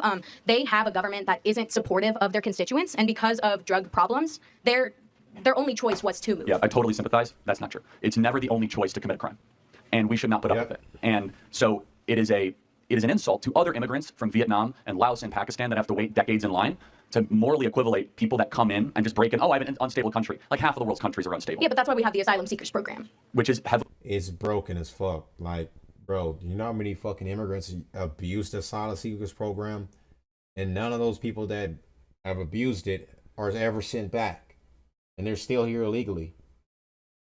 Abused, and we're talking two different things. Asylum seekers and walking into the country illegally are similar but different things, right? And so so we have millions of gotaways of people that we have no idea who they are. They're not declaring asylum. They just run across the border. Well, because they can't. The system doesn't allow other people from Mexico specifically to assign themselves. Who they are the last couple of years. So we just have to be very clear with this: is that if you come into the country uninvited, you have committed a crime and you are a criminal. And we can decide that we're not going to enforce our laws, or we can say that when you are a criminal, you should then be punished for that crime, aka sent back to your country of origin because you were not invited. And it is an insult, again, to the Poles and to the Czechoslovakians and from the Senegalese and people all across the world that don't have the proximity or the luxury just to waltz into America. You call it a luxury to leave a country that has political tyranny and come into a country with opportunity? Yes, to live in Mexico, to be able to go 100 miles north and break into America. Do you know how many people in Pakistan would kill to be on that border? That's why we bring them in. Well, we shouldn't, right? Yeah. That's the point. And secondly, do you think that you have a right to immigrate to America? I think that I didn't have a choice. My grandparents made that decision. None of these people don't realize you all can't come live here. America's already loaded with so many fucking immigrants, bro. We don't need all these fucking immigrants, man. There's like over what? Biden landed over 10 million plus immigrants, probably even more than that. We don't need them here in America. This is an old debate, but when I watched this, I was like literally like, we don't need any more immigrants. This whole notion that America was built on immigration, it was founded on the founding stock. That was white people that founded America. Right afterwards came just came from the already found foundation of America.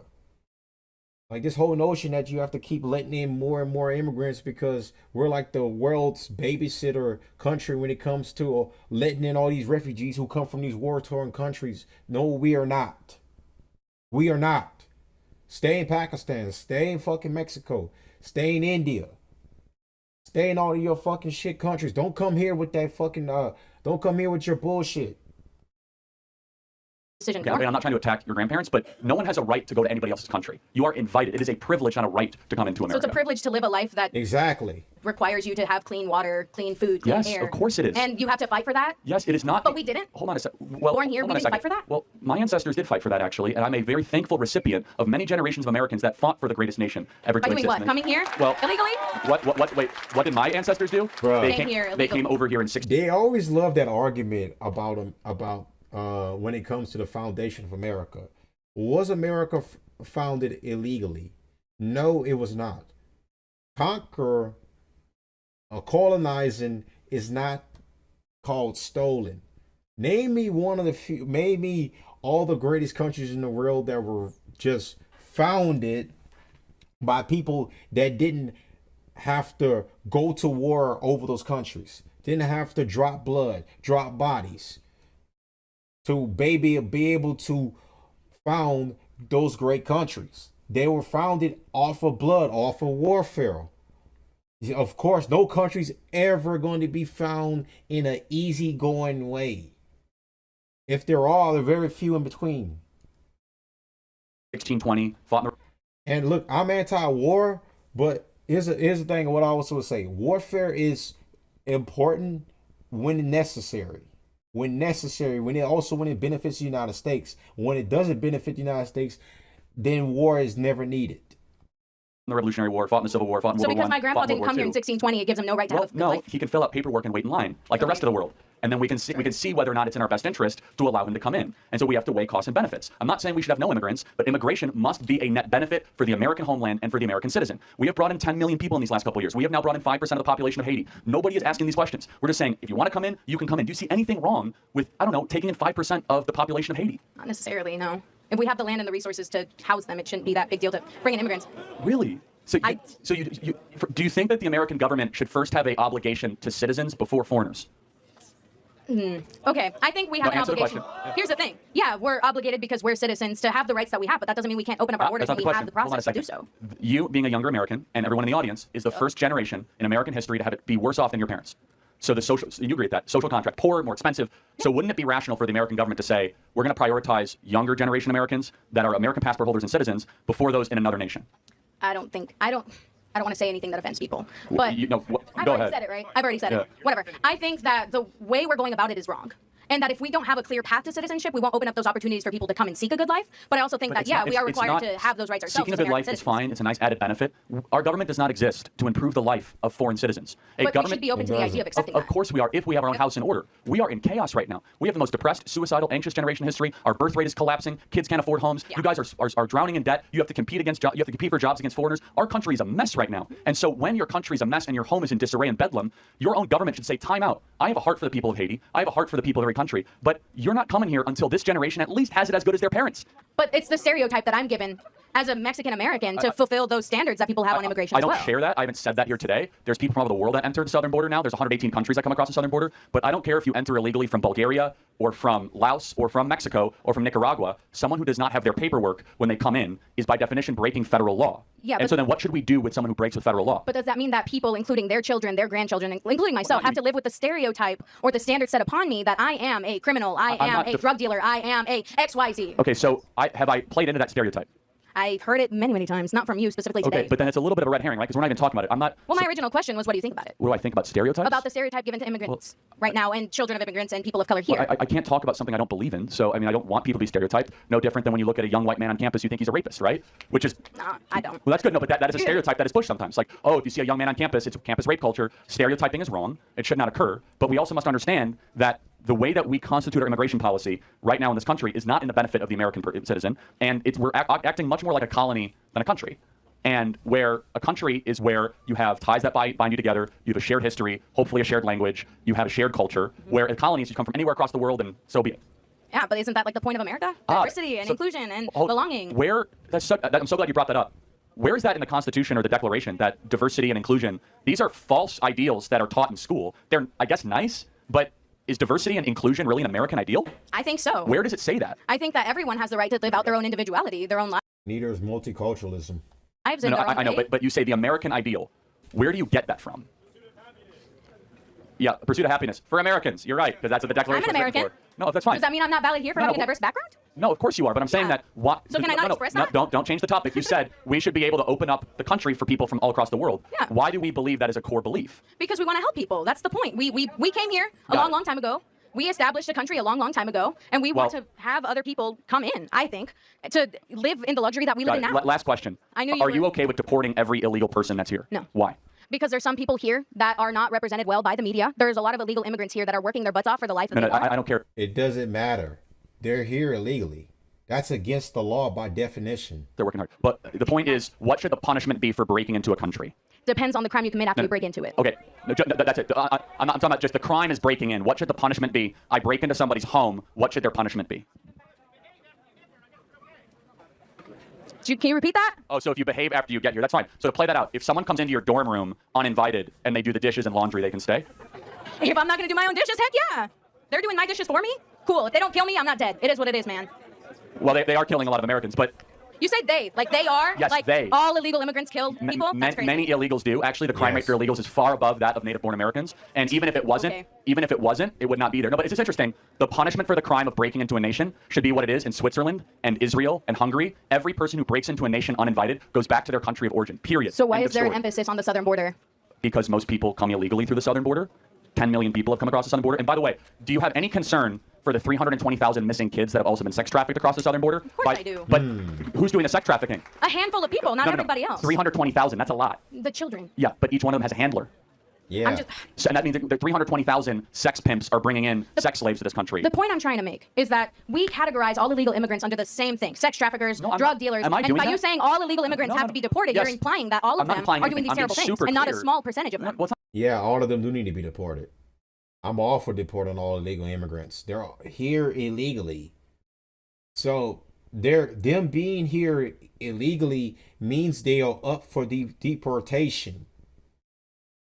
Some of them have been here for years and they still have no paperwork to verify them being here as a citizen. It's crazy to me how we just let this fly and we don't deport them. Like I said before, and I'll say this again.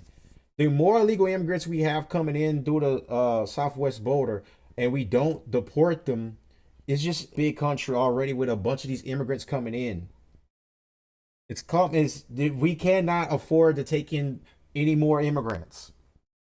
We cannot. We have to deport them. This bitch here is making an argument for we just keep letting them in and all that. It's one of the reasons why I'm so steadfast on just telling whites they need to start having children, and we need to also, while simultaneously, we need to deport the illegal immigrants. But remember, if the country is not 100% white people, it's not gonna be America. If this was a majority black country, don't get me wrong, this would turn like a lot like any country in Africa. It's not a pretty one either. So. It's not small, actually. 320,000 out of 10 million is not small. Actually, that's a serious number. That's 3.2% of all people. Plus, these people commit a lot of fucking crimes. That's the main thing. People that came into the country are connected to sex slavery in some way. That's insane, actually. 3.2% are connected to sex slavery. That's like a lot. But anyway, so let's just I want to make clear. If you come into a country uninvited, definitionally you are a criminal. We're just not going to agree. It's fine. Then final question. What is a criminal? What is a criminal? Yeah. That's a good question. No, what is it? Would you agree with the definition that a criminal is someone who breaks the law? Yes. Here's why I'm thinking. Bruh, how you gonna really debate the definition of a criminal? By definition, it is by breaking the law. That is by definition what a criminal is. Bruh. You pretty much don't even have to lose weight right now. I can't expect you to really know what the definition of a criminal is. Here's the thing. I know how he's going to turn it, and I don't believe It's not a matter of turning it. It's a very ABC sequence. If they're not criminals, then tell me what a criminal is. And a criminal is obviously someone who breaks the law. Someone who comes across the southern border broke federal law, therefore they are a criminal. Okay, then we can just disagree. But you have to tell me what a criminal is, though. Trump. Oh, Trump, yeah. Yo. You got to come up to the mic. Okay. She's right behind me. Yeah. Have fun. Can't tell me what a criminal is, yeah. It's so sad. It's because if you want to really get down to it, at the core, and she's a very sweet person who was there, the left cannot define core terms. Criminal, woman, racist, democracy. Do you feel proud of yourself for debating college kids who are unprepared to speak in front of an audience? Actually, you guys should become more prepared for a debate, especially, I disagree. Like yourself. Hold on. You're 30 years old. We can agree you're 30 years old, right? Do you think that's a little bit silly? Are you a voter? I am a voter. I'm Oh, a so registered I voter. vote and you vote. So I'm talking to voters of this country that will determine the future of Western civilization. That's what I'm doing here today. Yeah? That was a good one. Wait, hold on. How is it any different than a professor talking to you? Then a professor talking to you? Who are you? Well, important enough for you to come up to a microphone. Actually, when I first saw this ad, I thought it was like an improv comedy thing. It looked so ridiculous that I didn't even think it was real. Well, no, you can see. Look how popular Trump is on your campus. How does that make you feel? That's not comedy. That is a 5-alarm fire for Kamala Harris, because she's probably going to lose Pennsylvania. Look. Oh, shit. But no, I just want to be clear. Is there something wrong with talking to voters? No, there's nothing wrong with talking. Well, that's what we're doing here today. It's an open I mic. think that you push a dangerous agenda. Such as? Bruh. She's like one of these chicks that believes like pushing religion in schools is like dangerous. So it's like, bruh, being a degenerate scumbag is not. Being into having so much fruitless sex is not. Doing drugs, drinking alcohol, partying late at nights, it's not dangerous. These are the type of people that are here that says you push a dangerous agenda when Charlie Kirk is just going to push family values in school and pushing the word of Jesus Christ, according to the religion of Christianity. Your stance on abortion rights, for example. Here we fucking go. Okay, so let me ask a question. What is your name? Jean. Jean. And what is your understanding of the current Republican Party's stance on federal intervention in abortion?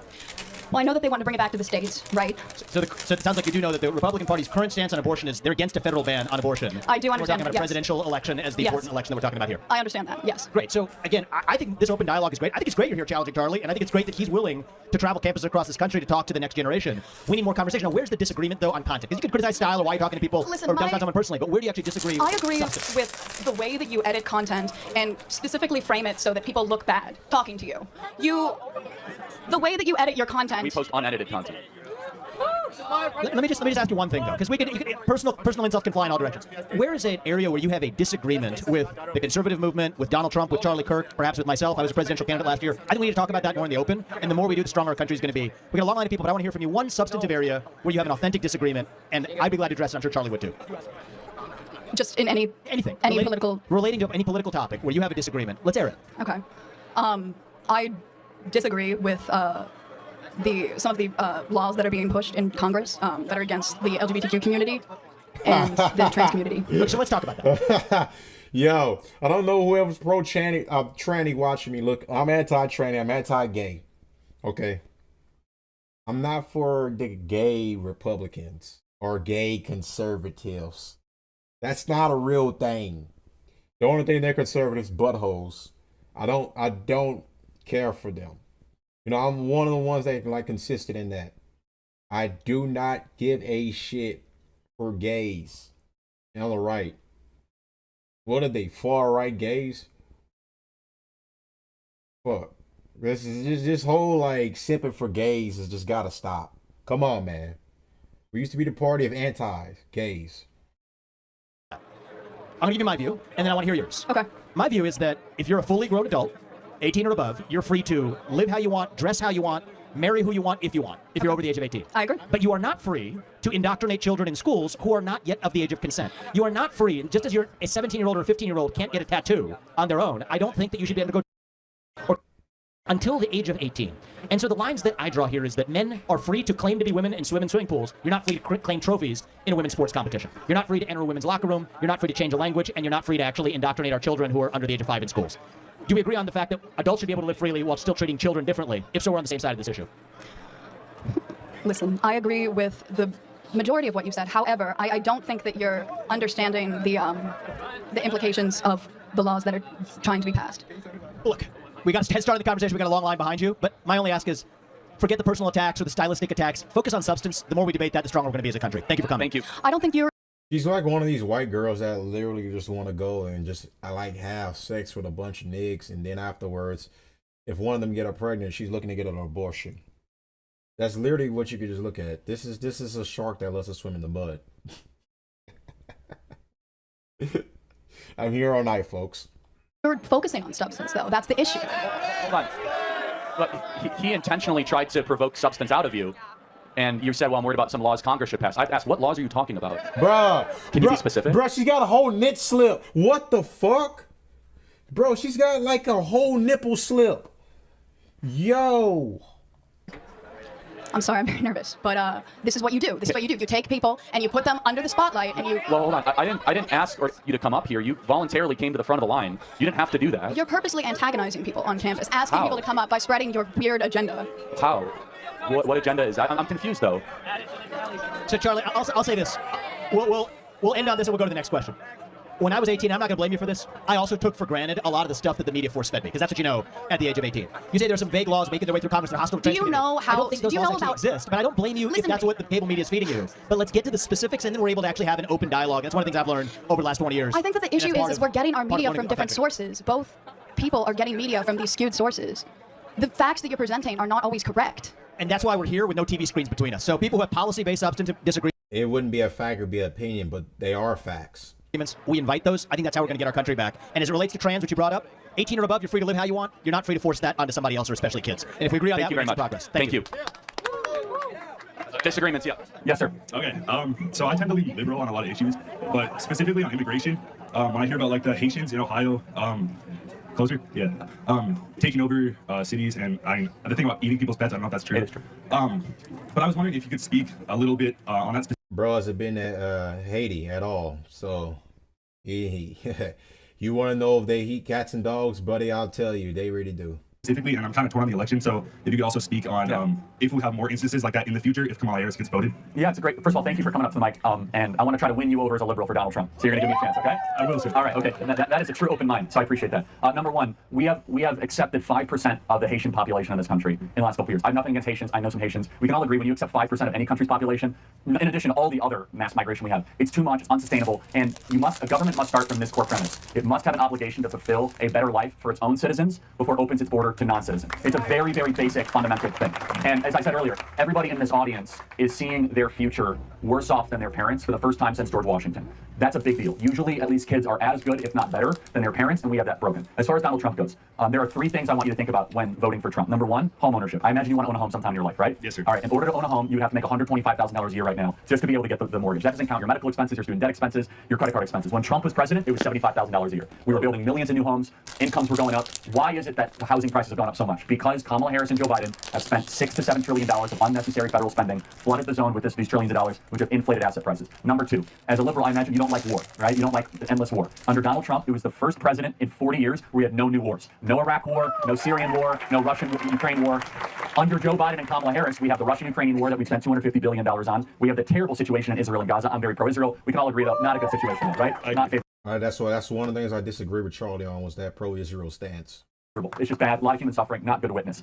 Under Donald Trump, none of that happened. In fact, he brought peace to the Middle East. We had the Abraham Accords, and we had a stable international. I'm definitely anti-Israel.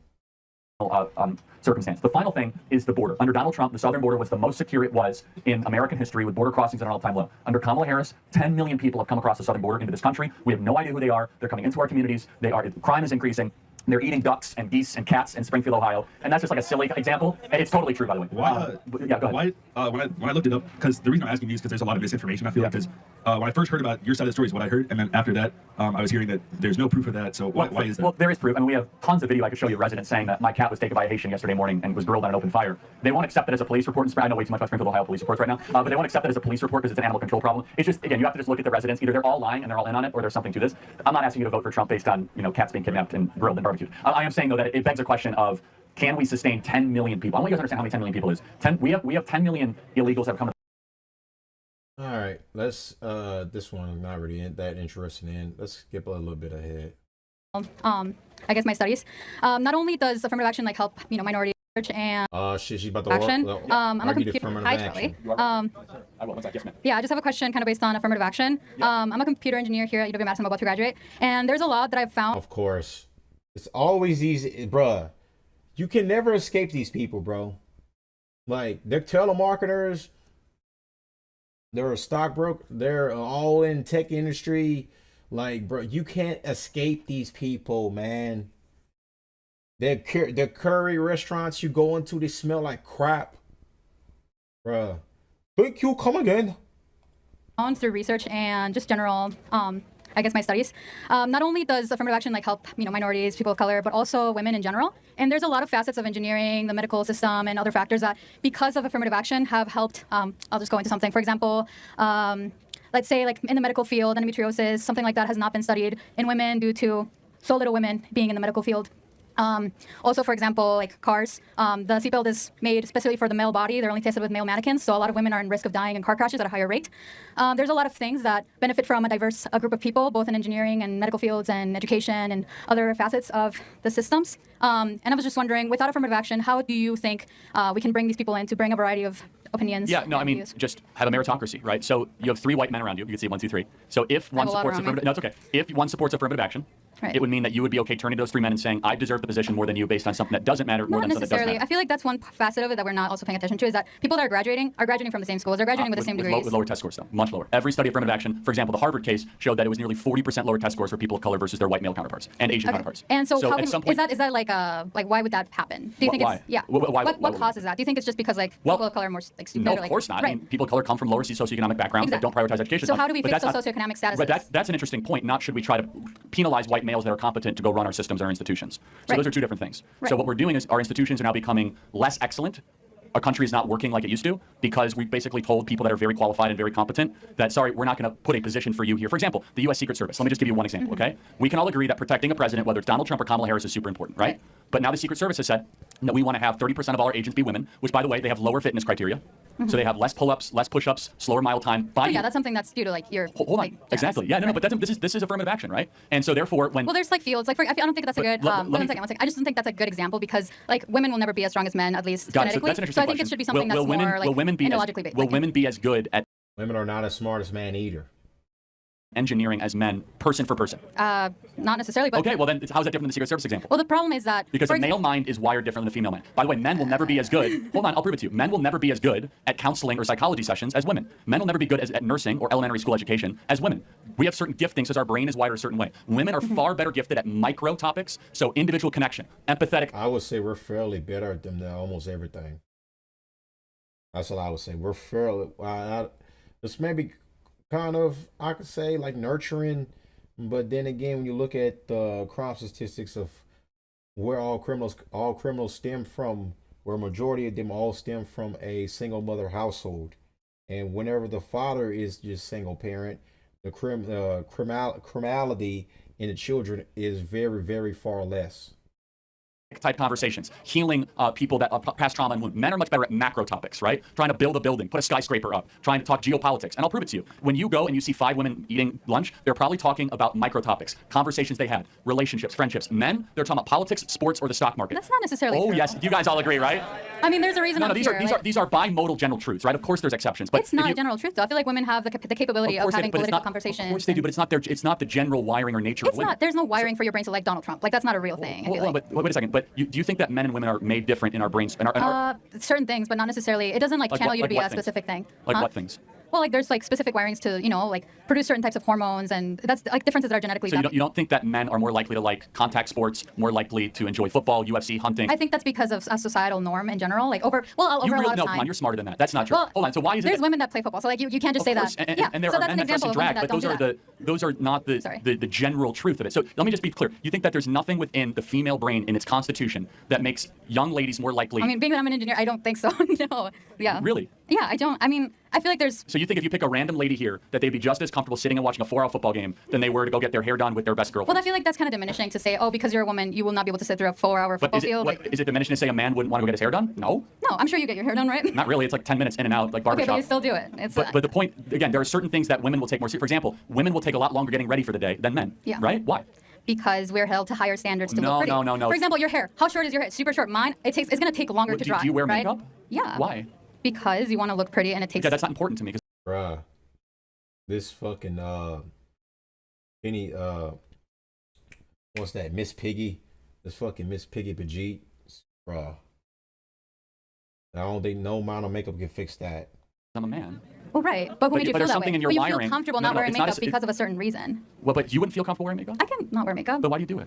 I mean, like right now I'm not wearing like anything really. No, I know, but that's the point is that at some point you wear makeup because there's something within your wiring that says I want to be presentable to the world, and that wiring honestly is I want to find a mate to have I mean, children. this question was about affirmative action. I think we're No, it's not actually really important because I don't think there's any differences between races, but I think that when it comes to affirmative action, we're saying that there are differences. Right. That we're trying to say that things that don't matter should matter. So I don't think race matters. Affirmative action says race What doesn't about matter. like women also in fields like that? Like what I explained I think that's even more dangerous, to be honest with you. If like we're going to say that women should be Secret Service agents protecting Trump. Not Secret Service. I'm talking about medicine, engineering, that type of Well, thing. hold on. Okay, so should we try to have the same amount of female to male OBGYNs? I think it should be similar to the amount of like OBGYNs, like the general population. So hold on, 85% of all OBGYNs are female. Yeah. So now should we have parity so that men? I have an OBGYN that's a man. That's not a problem. That's not the point. The point is should we have parity? I think it should be similar to like whatever the. Okay, so you're consistent. So women studying in the OBGYN field will be actively discriminated against. So a man can, because we must have parity. It's not about people in the OBGYN specifically. It's about people in general. Men were, like for example, women were not able to vote until like less than like 100 years ago, basically, right? What does that have to do with? One second. So because of that, a lot of the laws, a lot of everything that's set in place was made by men, was excluding women, was creating like reforms and like certain legislations that would specifically, support men rather than women because women don't have that ability. Support society. I don't think it was always about Well, supporting. for example, like what about endometriosis or like the seatbelt accident? Like all this stuff is due because we tend to favor men in specific. But, so I just don't believe that. First of all, because research will go where the money is. Reminder: like the video, leave a comment. Also, if you're a new viewer, subscribe. So was there money in endometriosis research? Not much because Well, men that's don't why. care. So maybe it wasn't sexism. Maybe it was a monetary explanation. Well, who has the money in a Well, society? actually, women control more money than men in the country. But women weren't able to have bank accounts until like less than 100 years ago, so they can't really build a generational wealth. Do you think it's been a better thing with women's liberation in the last 20, 30 years? Yeah, I would. Do you think, that's interesting. Do you think women are happier in America today than they were 30 years ago? Yeah. Then why are they the most depressed group in the history of the species? Women are the most miserable they've ever been. Like, why is that? I don't think that's because we're allowed to have money. No, now I'm asking the but it's like more liberation, more college degrees, more birth control, less I marriage, would less argue kids. otherwise. I don't know where you got that data. No, that we're everybody more agrees that depressed. women are super miserable. Like as far as versus 30 years ago. Well, it could be the fact that because women weren't able to go to a psychologist or like. Or maybe it's because they're not doing the one thing that they want to do, which is to get married and have children. Yeah, she's saying that. No, it's actually opposite. It's saying that women actually. Says women around the world report higher levels of life satisfaction than men, but at the same time report more daily stress. Yeah, so we're just held to type in women antidepressant use 2024 is the highest it has ever but been. there's like more layers to it than that. It can't just be that. You have to look at why are women more likely to go and talk to a psychologist. There's the differences in that. So, but I'm just curious. So, do you think women are generally happier in 2024 than they were in 1964? Yes. Okay, thank you very much. But I just had the question of how would you want to fix that? Just there's no problem to fix. Pure meritocracy. No, I'm just saying like how do you bring people with diverse opinions? Oh yeah, I mean like I don't care that much about. I care about excellence. So like women, like you used to be I studying don't into care stuff about like putting women in endometriosis STEM. and I stuff care like about being that. a strong No, I'm talking about like being able to like look into those type of things, like endometriosis, like all this stuff. How do we make that safer for other people without bringing people that care about it? Not that important to me. I want the country we once had, which was the greatest country ever, where we put excellence and we put superior intellect above like sensitive racial politics. Not interesting to me.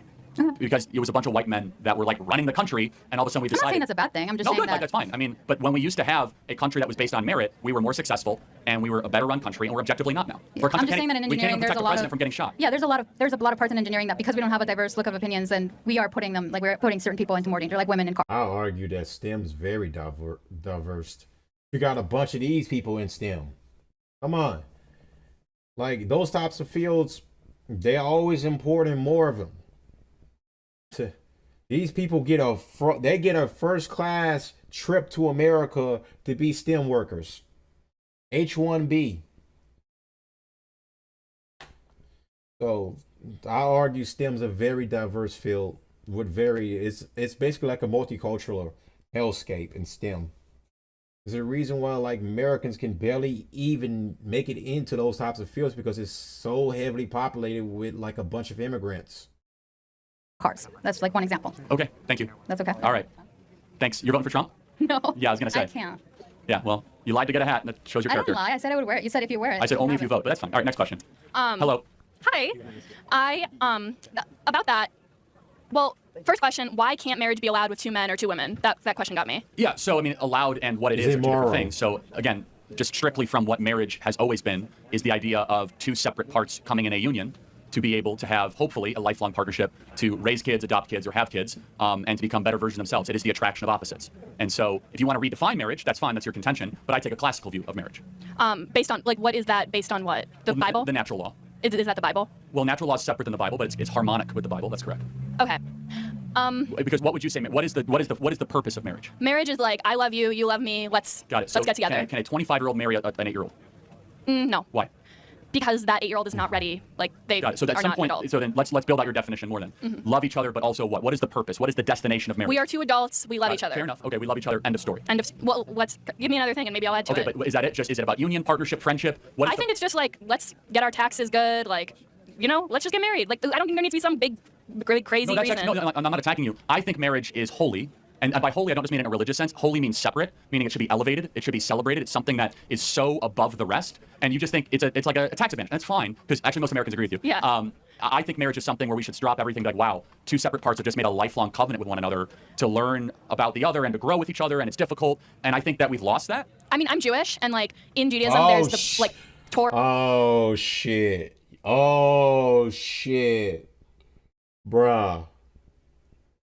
How did I not see that? How did I not see that?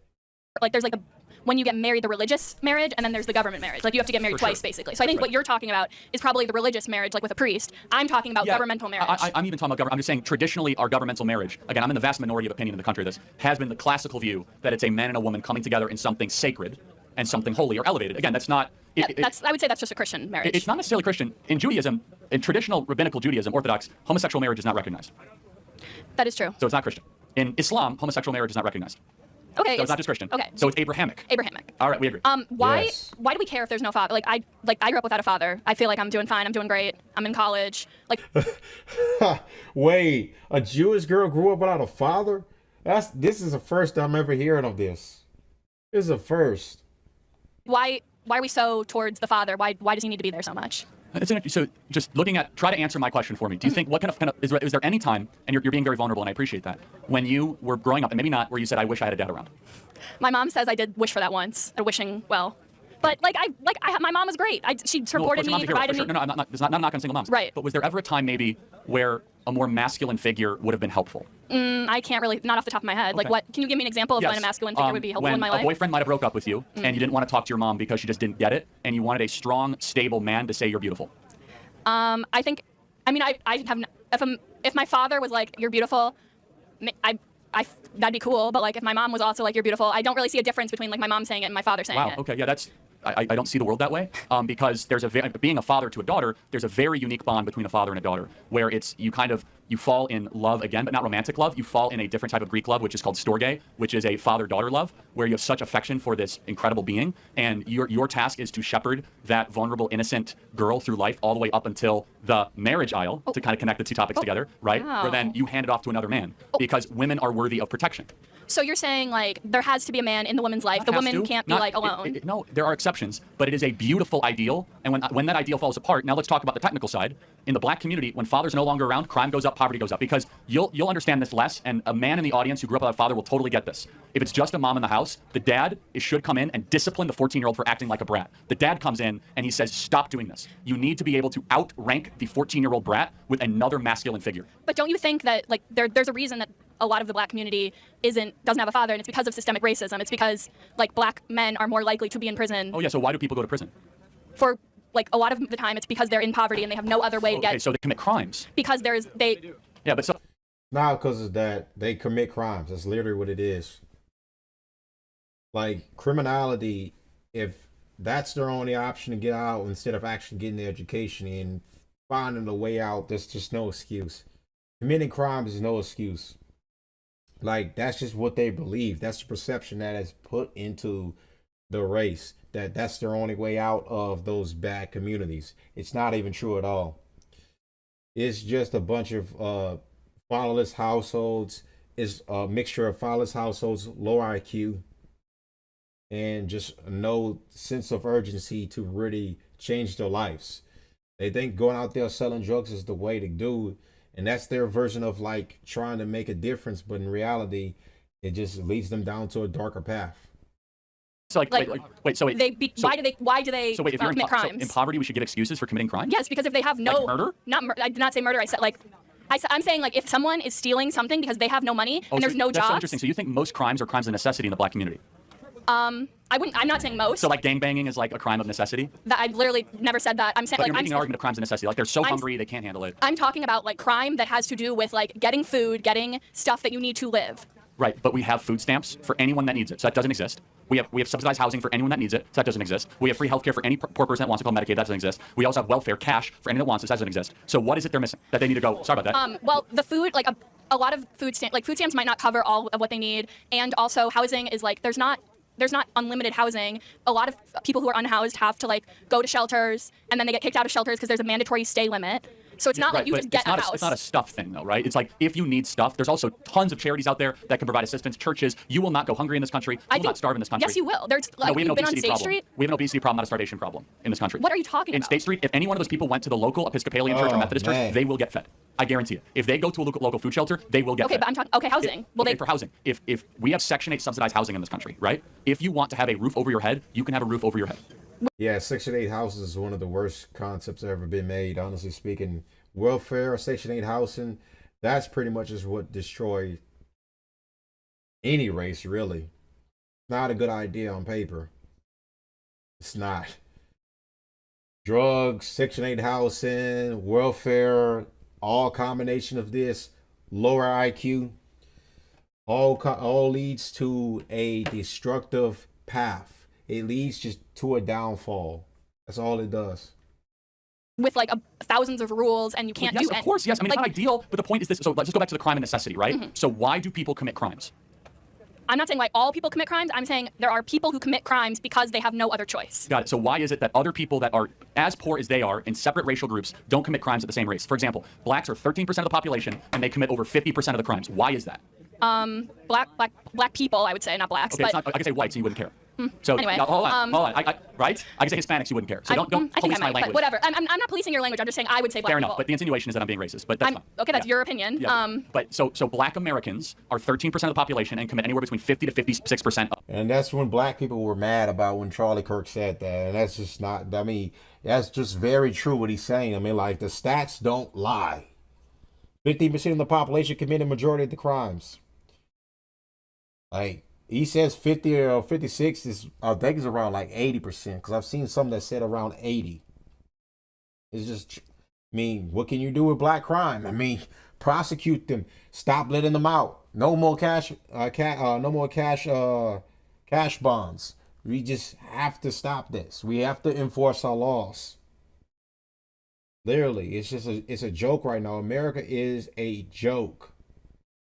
Like, it's dangerous out here to literally just walk at night, peacefully just trying to mind your own business because you're afraid some black guy's going to come behind you, rob you, and possibly kill you. Can't even say the N-word without a guy looking like he's going to get mad as fuck and just try to assault you over a word.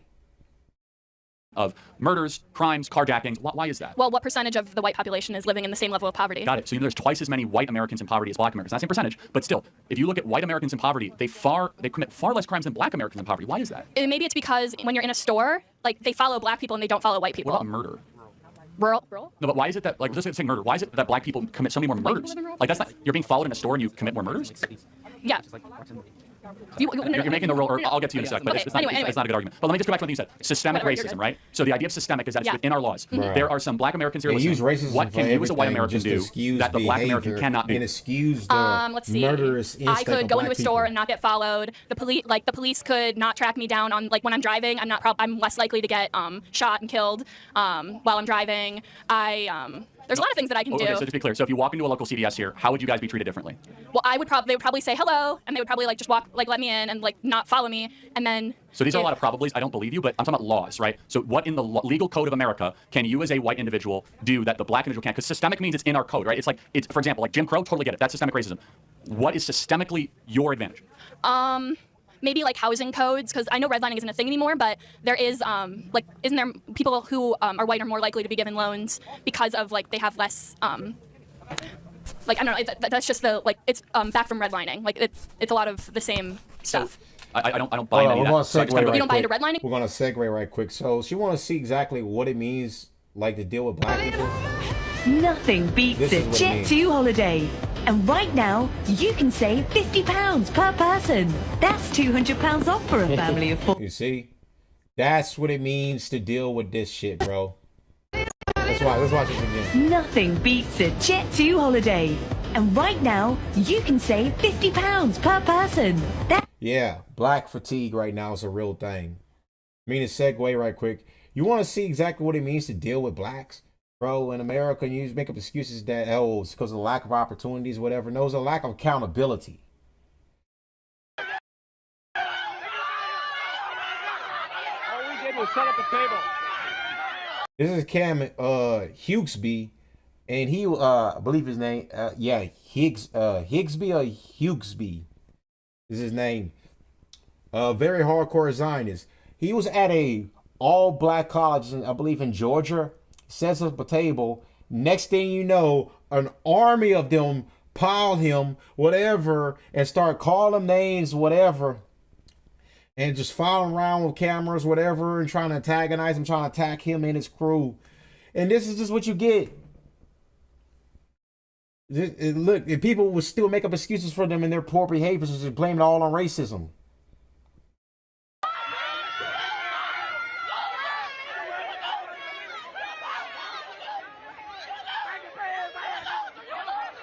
See, look, look at it. It's always the loudest ones right there behind him. The loudest one right here. This is the loudest one. Like, okay, sweetheart, can you stop hollering? My gosh, man.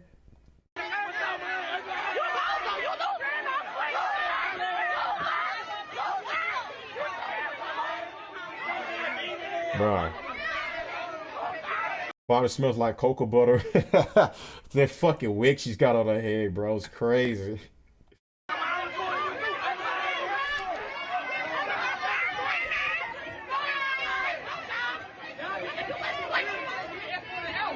Bro.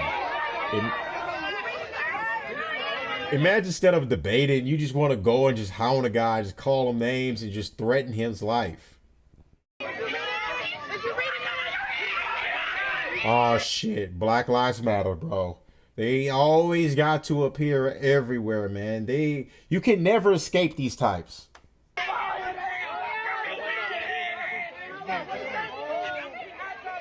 Bro.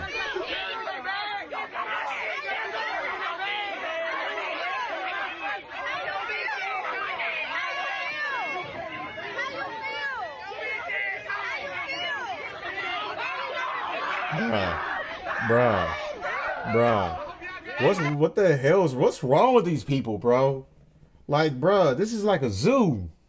It's just like a zoo and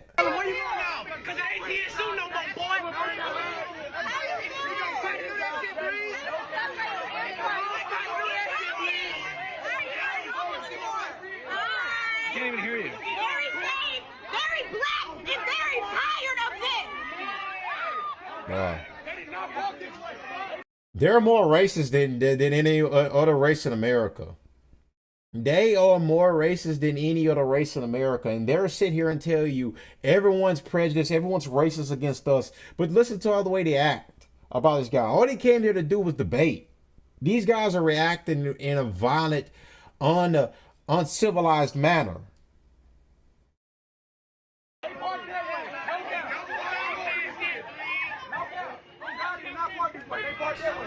What's up? Hey, what's up, man? Like, I'm pressing hell. You feel me? Like, it's a crazy day out here. You feel me? Levels of fatigue, man. It's never been met. This is why I say black colleges are a scam. If you go to a black college, you go to a failure of a college.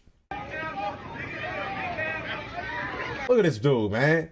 Dude dressed like a bum. I bet his studies is African American studies. It's a failure of a studies right there. Waste of a time.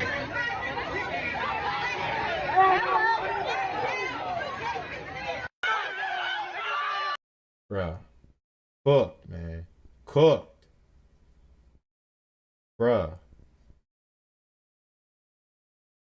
What the fuck, man? Let's watch this one.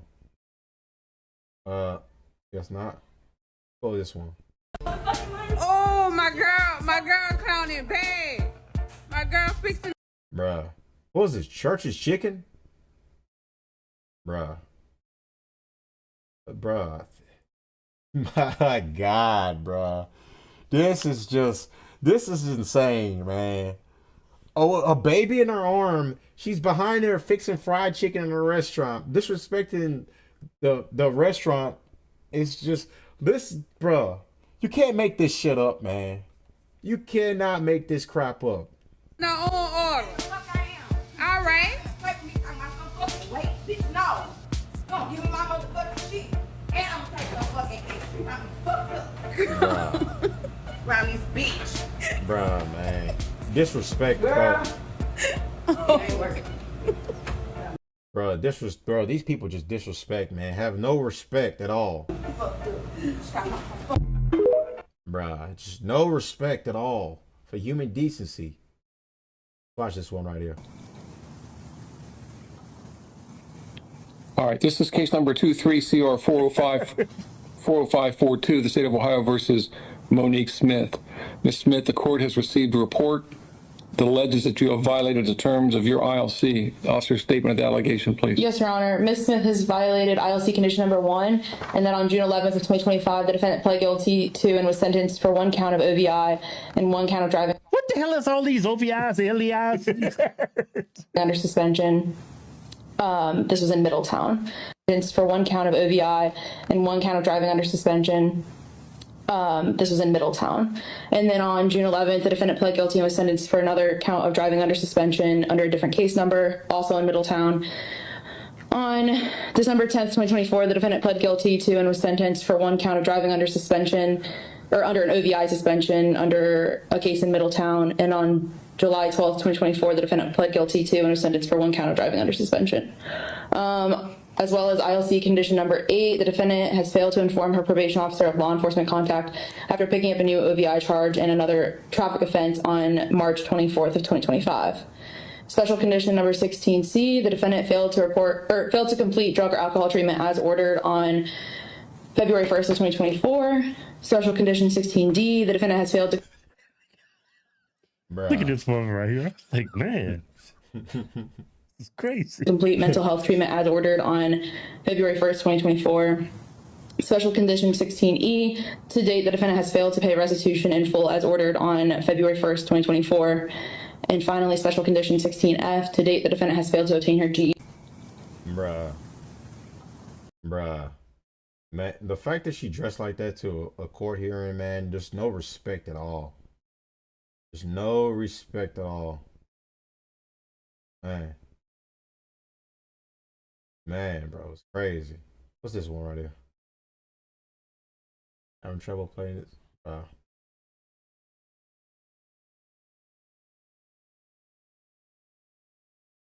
One Texas Chicken and Burgers gives you free chicken. You know, this is probably what they mean when they say black fatigue. Like, as a black person, people like this just sicken me. No sense of decorum at all, no sense of how to act in public. It's just all about them, just pure narcissism. Black people can do no wrong, everything's about me. Well, I feel like this guy's got a little sugar in his tank, the way he's speaking. And then if somebody was to say something about this, then they would decry racism. Then I'm just reminded of the quote by Thomas Sowell, where it says, equal treatment seems like discrimination when you've had preferential treatment for so long, or something like that. Like, if we were to treat these people equal, they would think it's discrimination.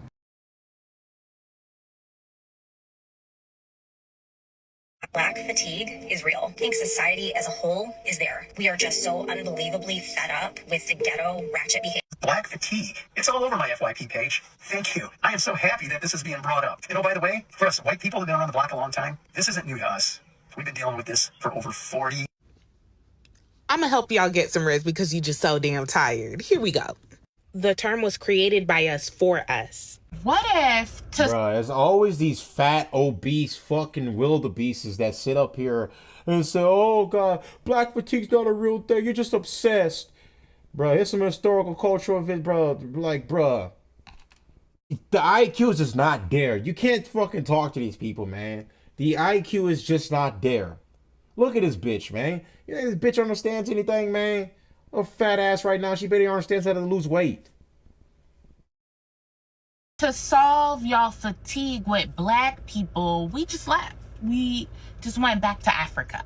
Go ahead. Oh wait, we tried that in the early 1900s when Marcus Garvey launched the Back to Africa movement when he literally signed a deal with Liberia. But guess who shut it down?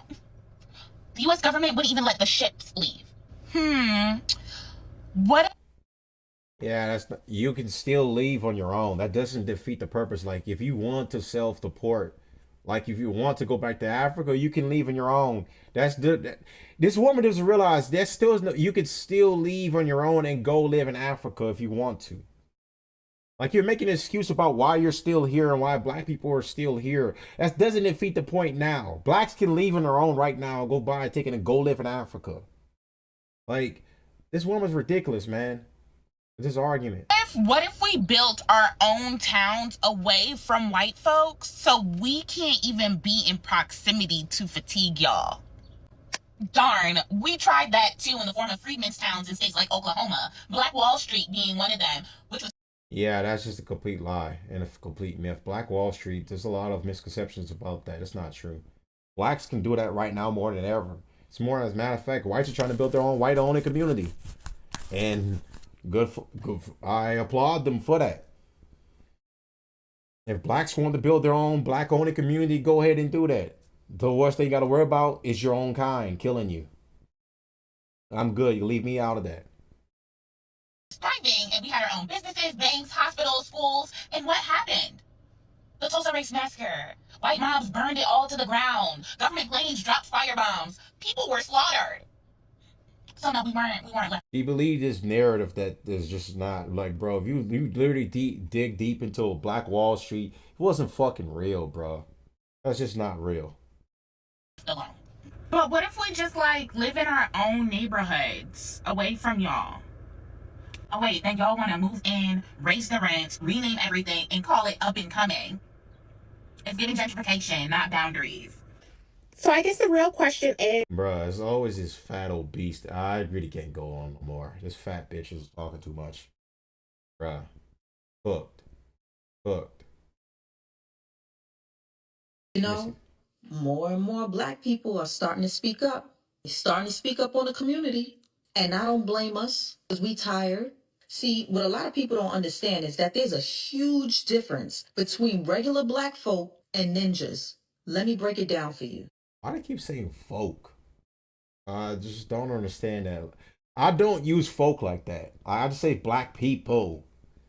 It is a southern thing, kind of, with the folk word.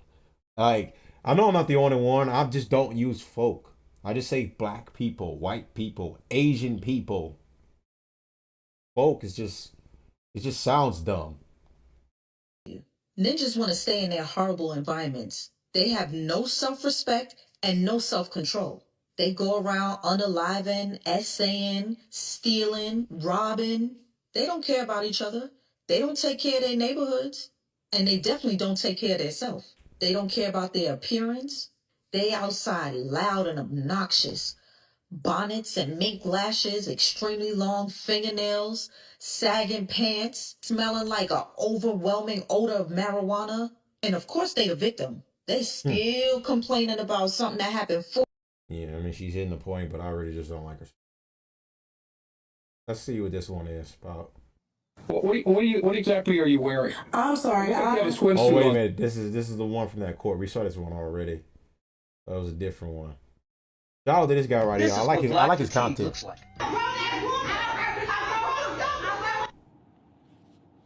Hey man, I used to watch your videos and be like, yo, this dude's crazy. But I think I was just saying you was crazy for pointing it out. I think that's what I really meant. Because in actuality...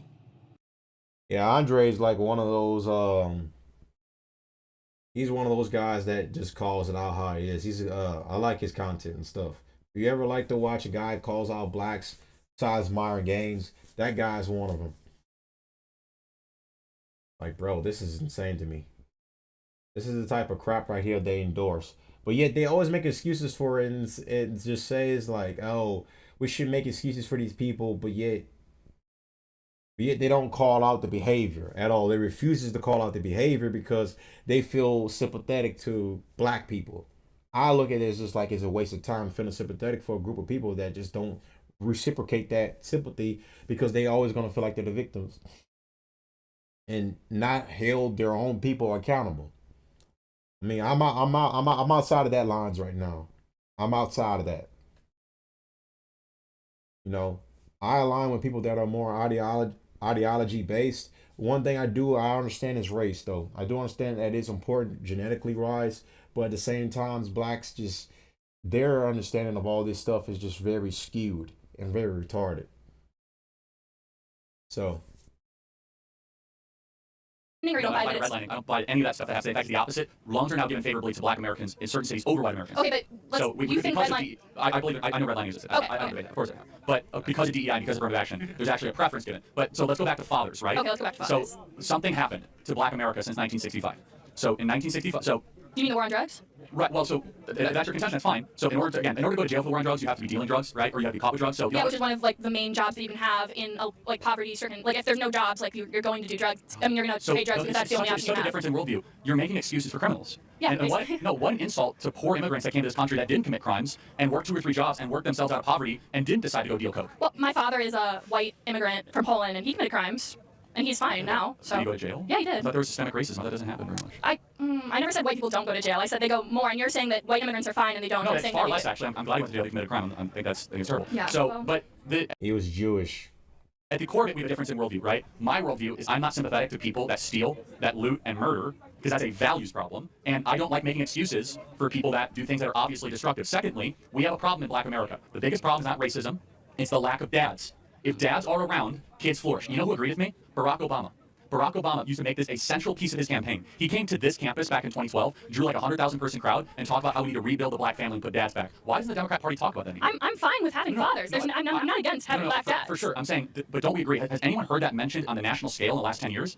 Yeah, I mean, we've heard about like, yeah. Because there's bigger issues. No, there isn't. See, that's the issue, is that this is what makes us different. As a conservative, I focus on if you have family breakdown, don't worry about climate change. Don't worry about systemic racism. All that stuff is like these crazy abstractions. You can create family problems. Systemic racism creates family problems. If you take away black people from their families, then they're going to have broken families. Okay, so, but that's interesting. How are you taking them away? Aren't they leaving?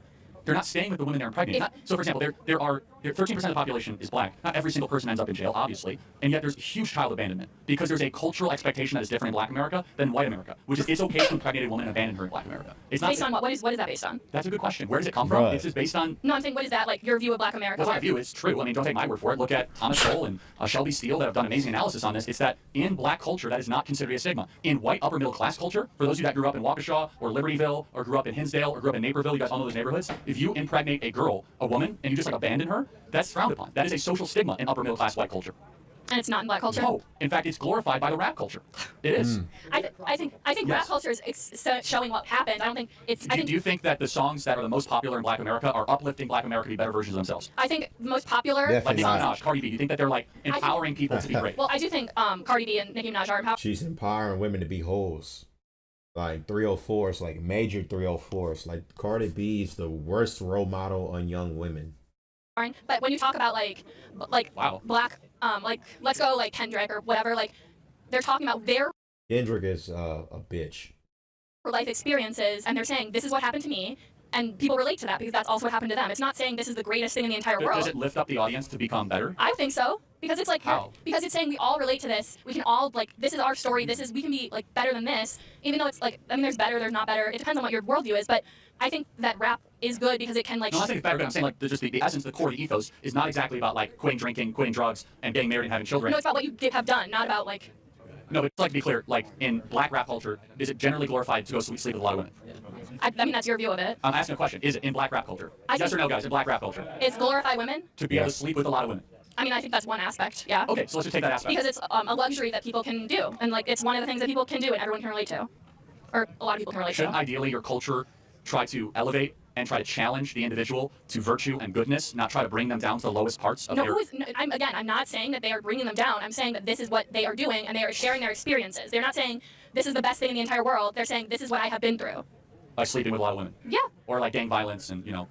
I mean, if that's what, like, a lot of people have been through gang violence because that's what's happening in their neighborhoods. They feel like that's the only option. And you might know that that's not the only option, but when you are living in that neighborhood and you don't see any jobs, this is how your family was raising you, what other option do you have? And once you're in it, it's really hard to get out. So got it. You talk about systemic racism and that being a major driver of Black America's failure to launch, if you will. We subsidize single motherhood in this country. So if you stay single as a single mother, you get money from the federal government, and it's basically subsidized, if you will. Sure. Can we at least agree that if the nuclear family in Black America was stronger and tighter knit, that would be a good thing? In a lot of cases, yeah. I think if the father's abusive, I would not want him there. So I think it really depends on. All right. I'm not gonna react to that. So I guess we're ended right here for right now. I'll be back. I'll be back later on tonight. It's 9:22 right now.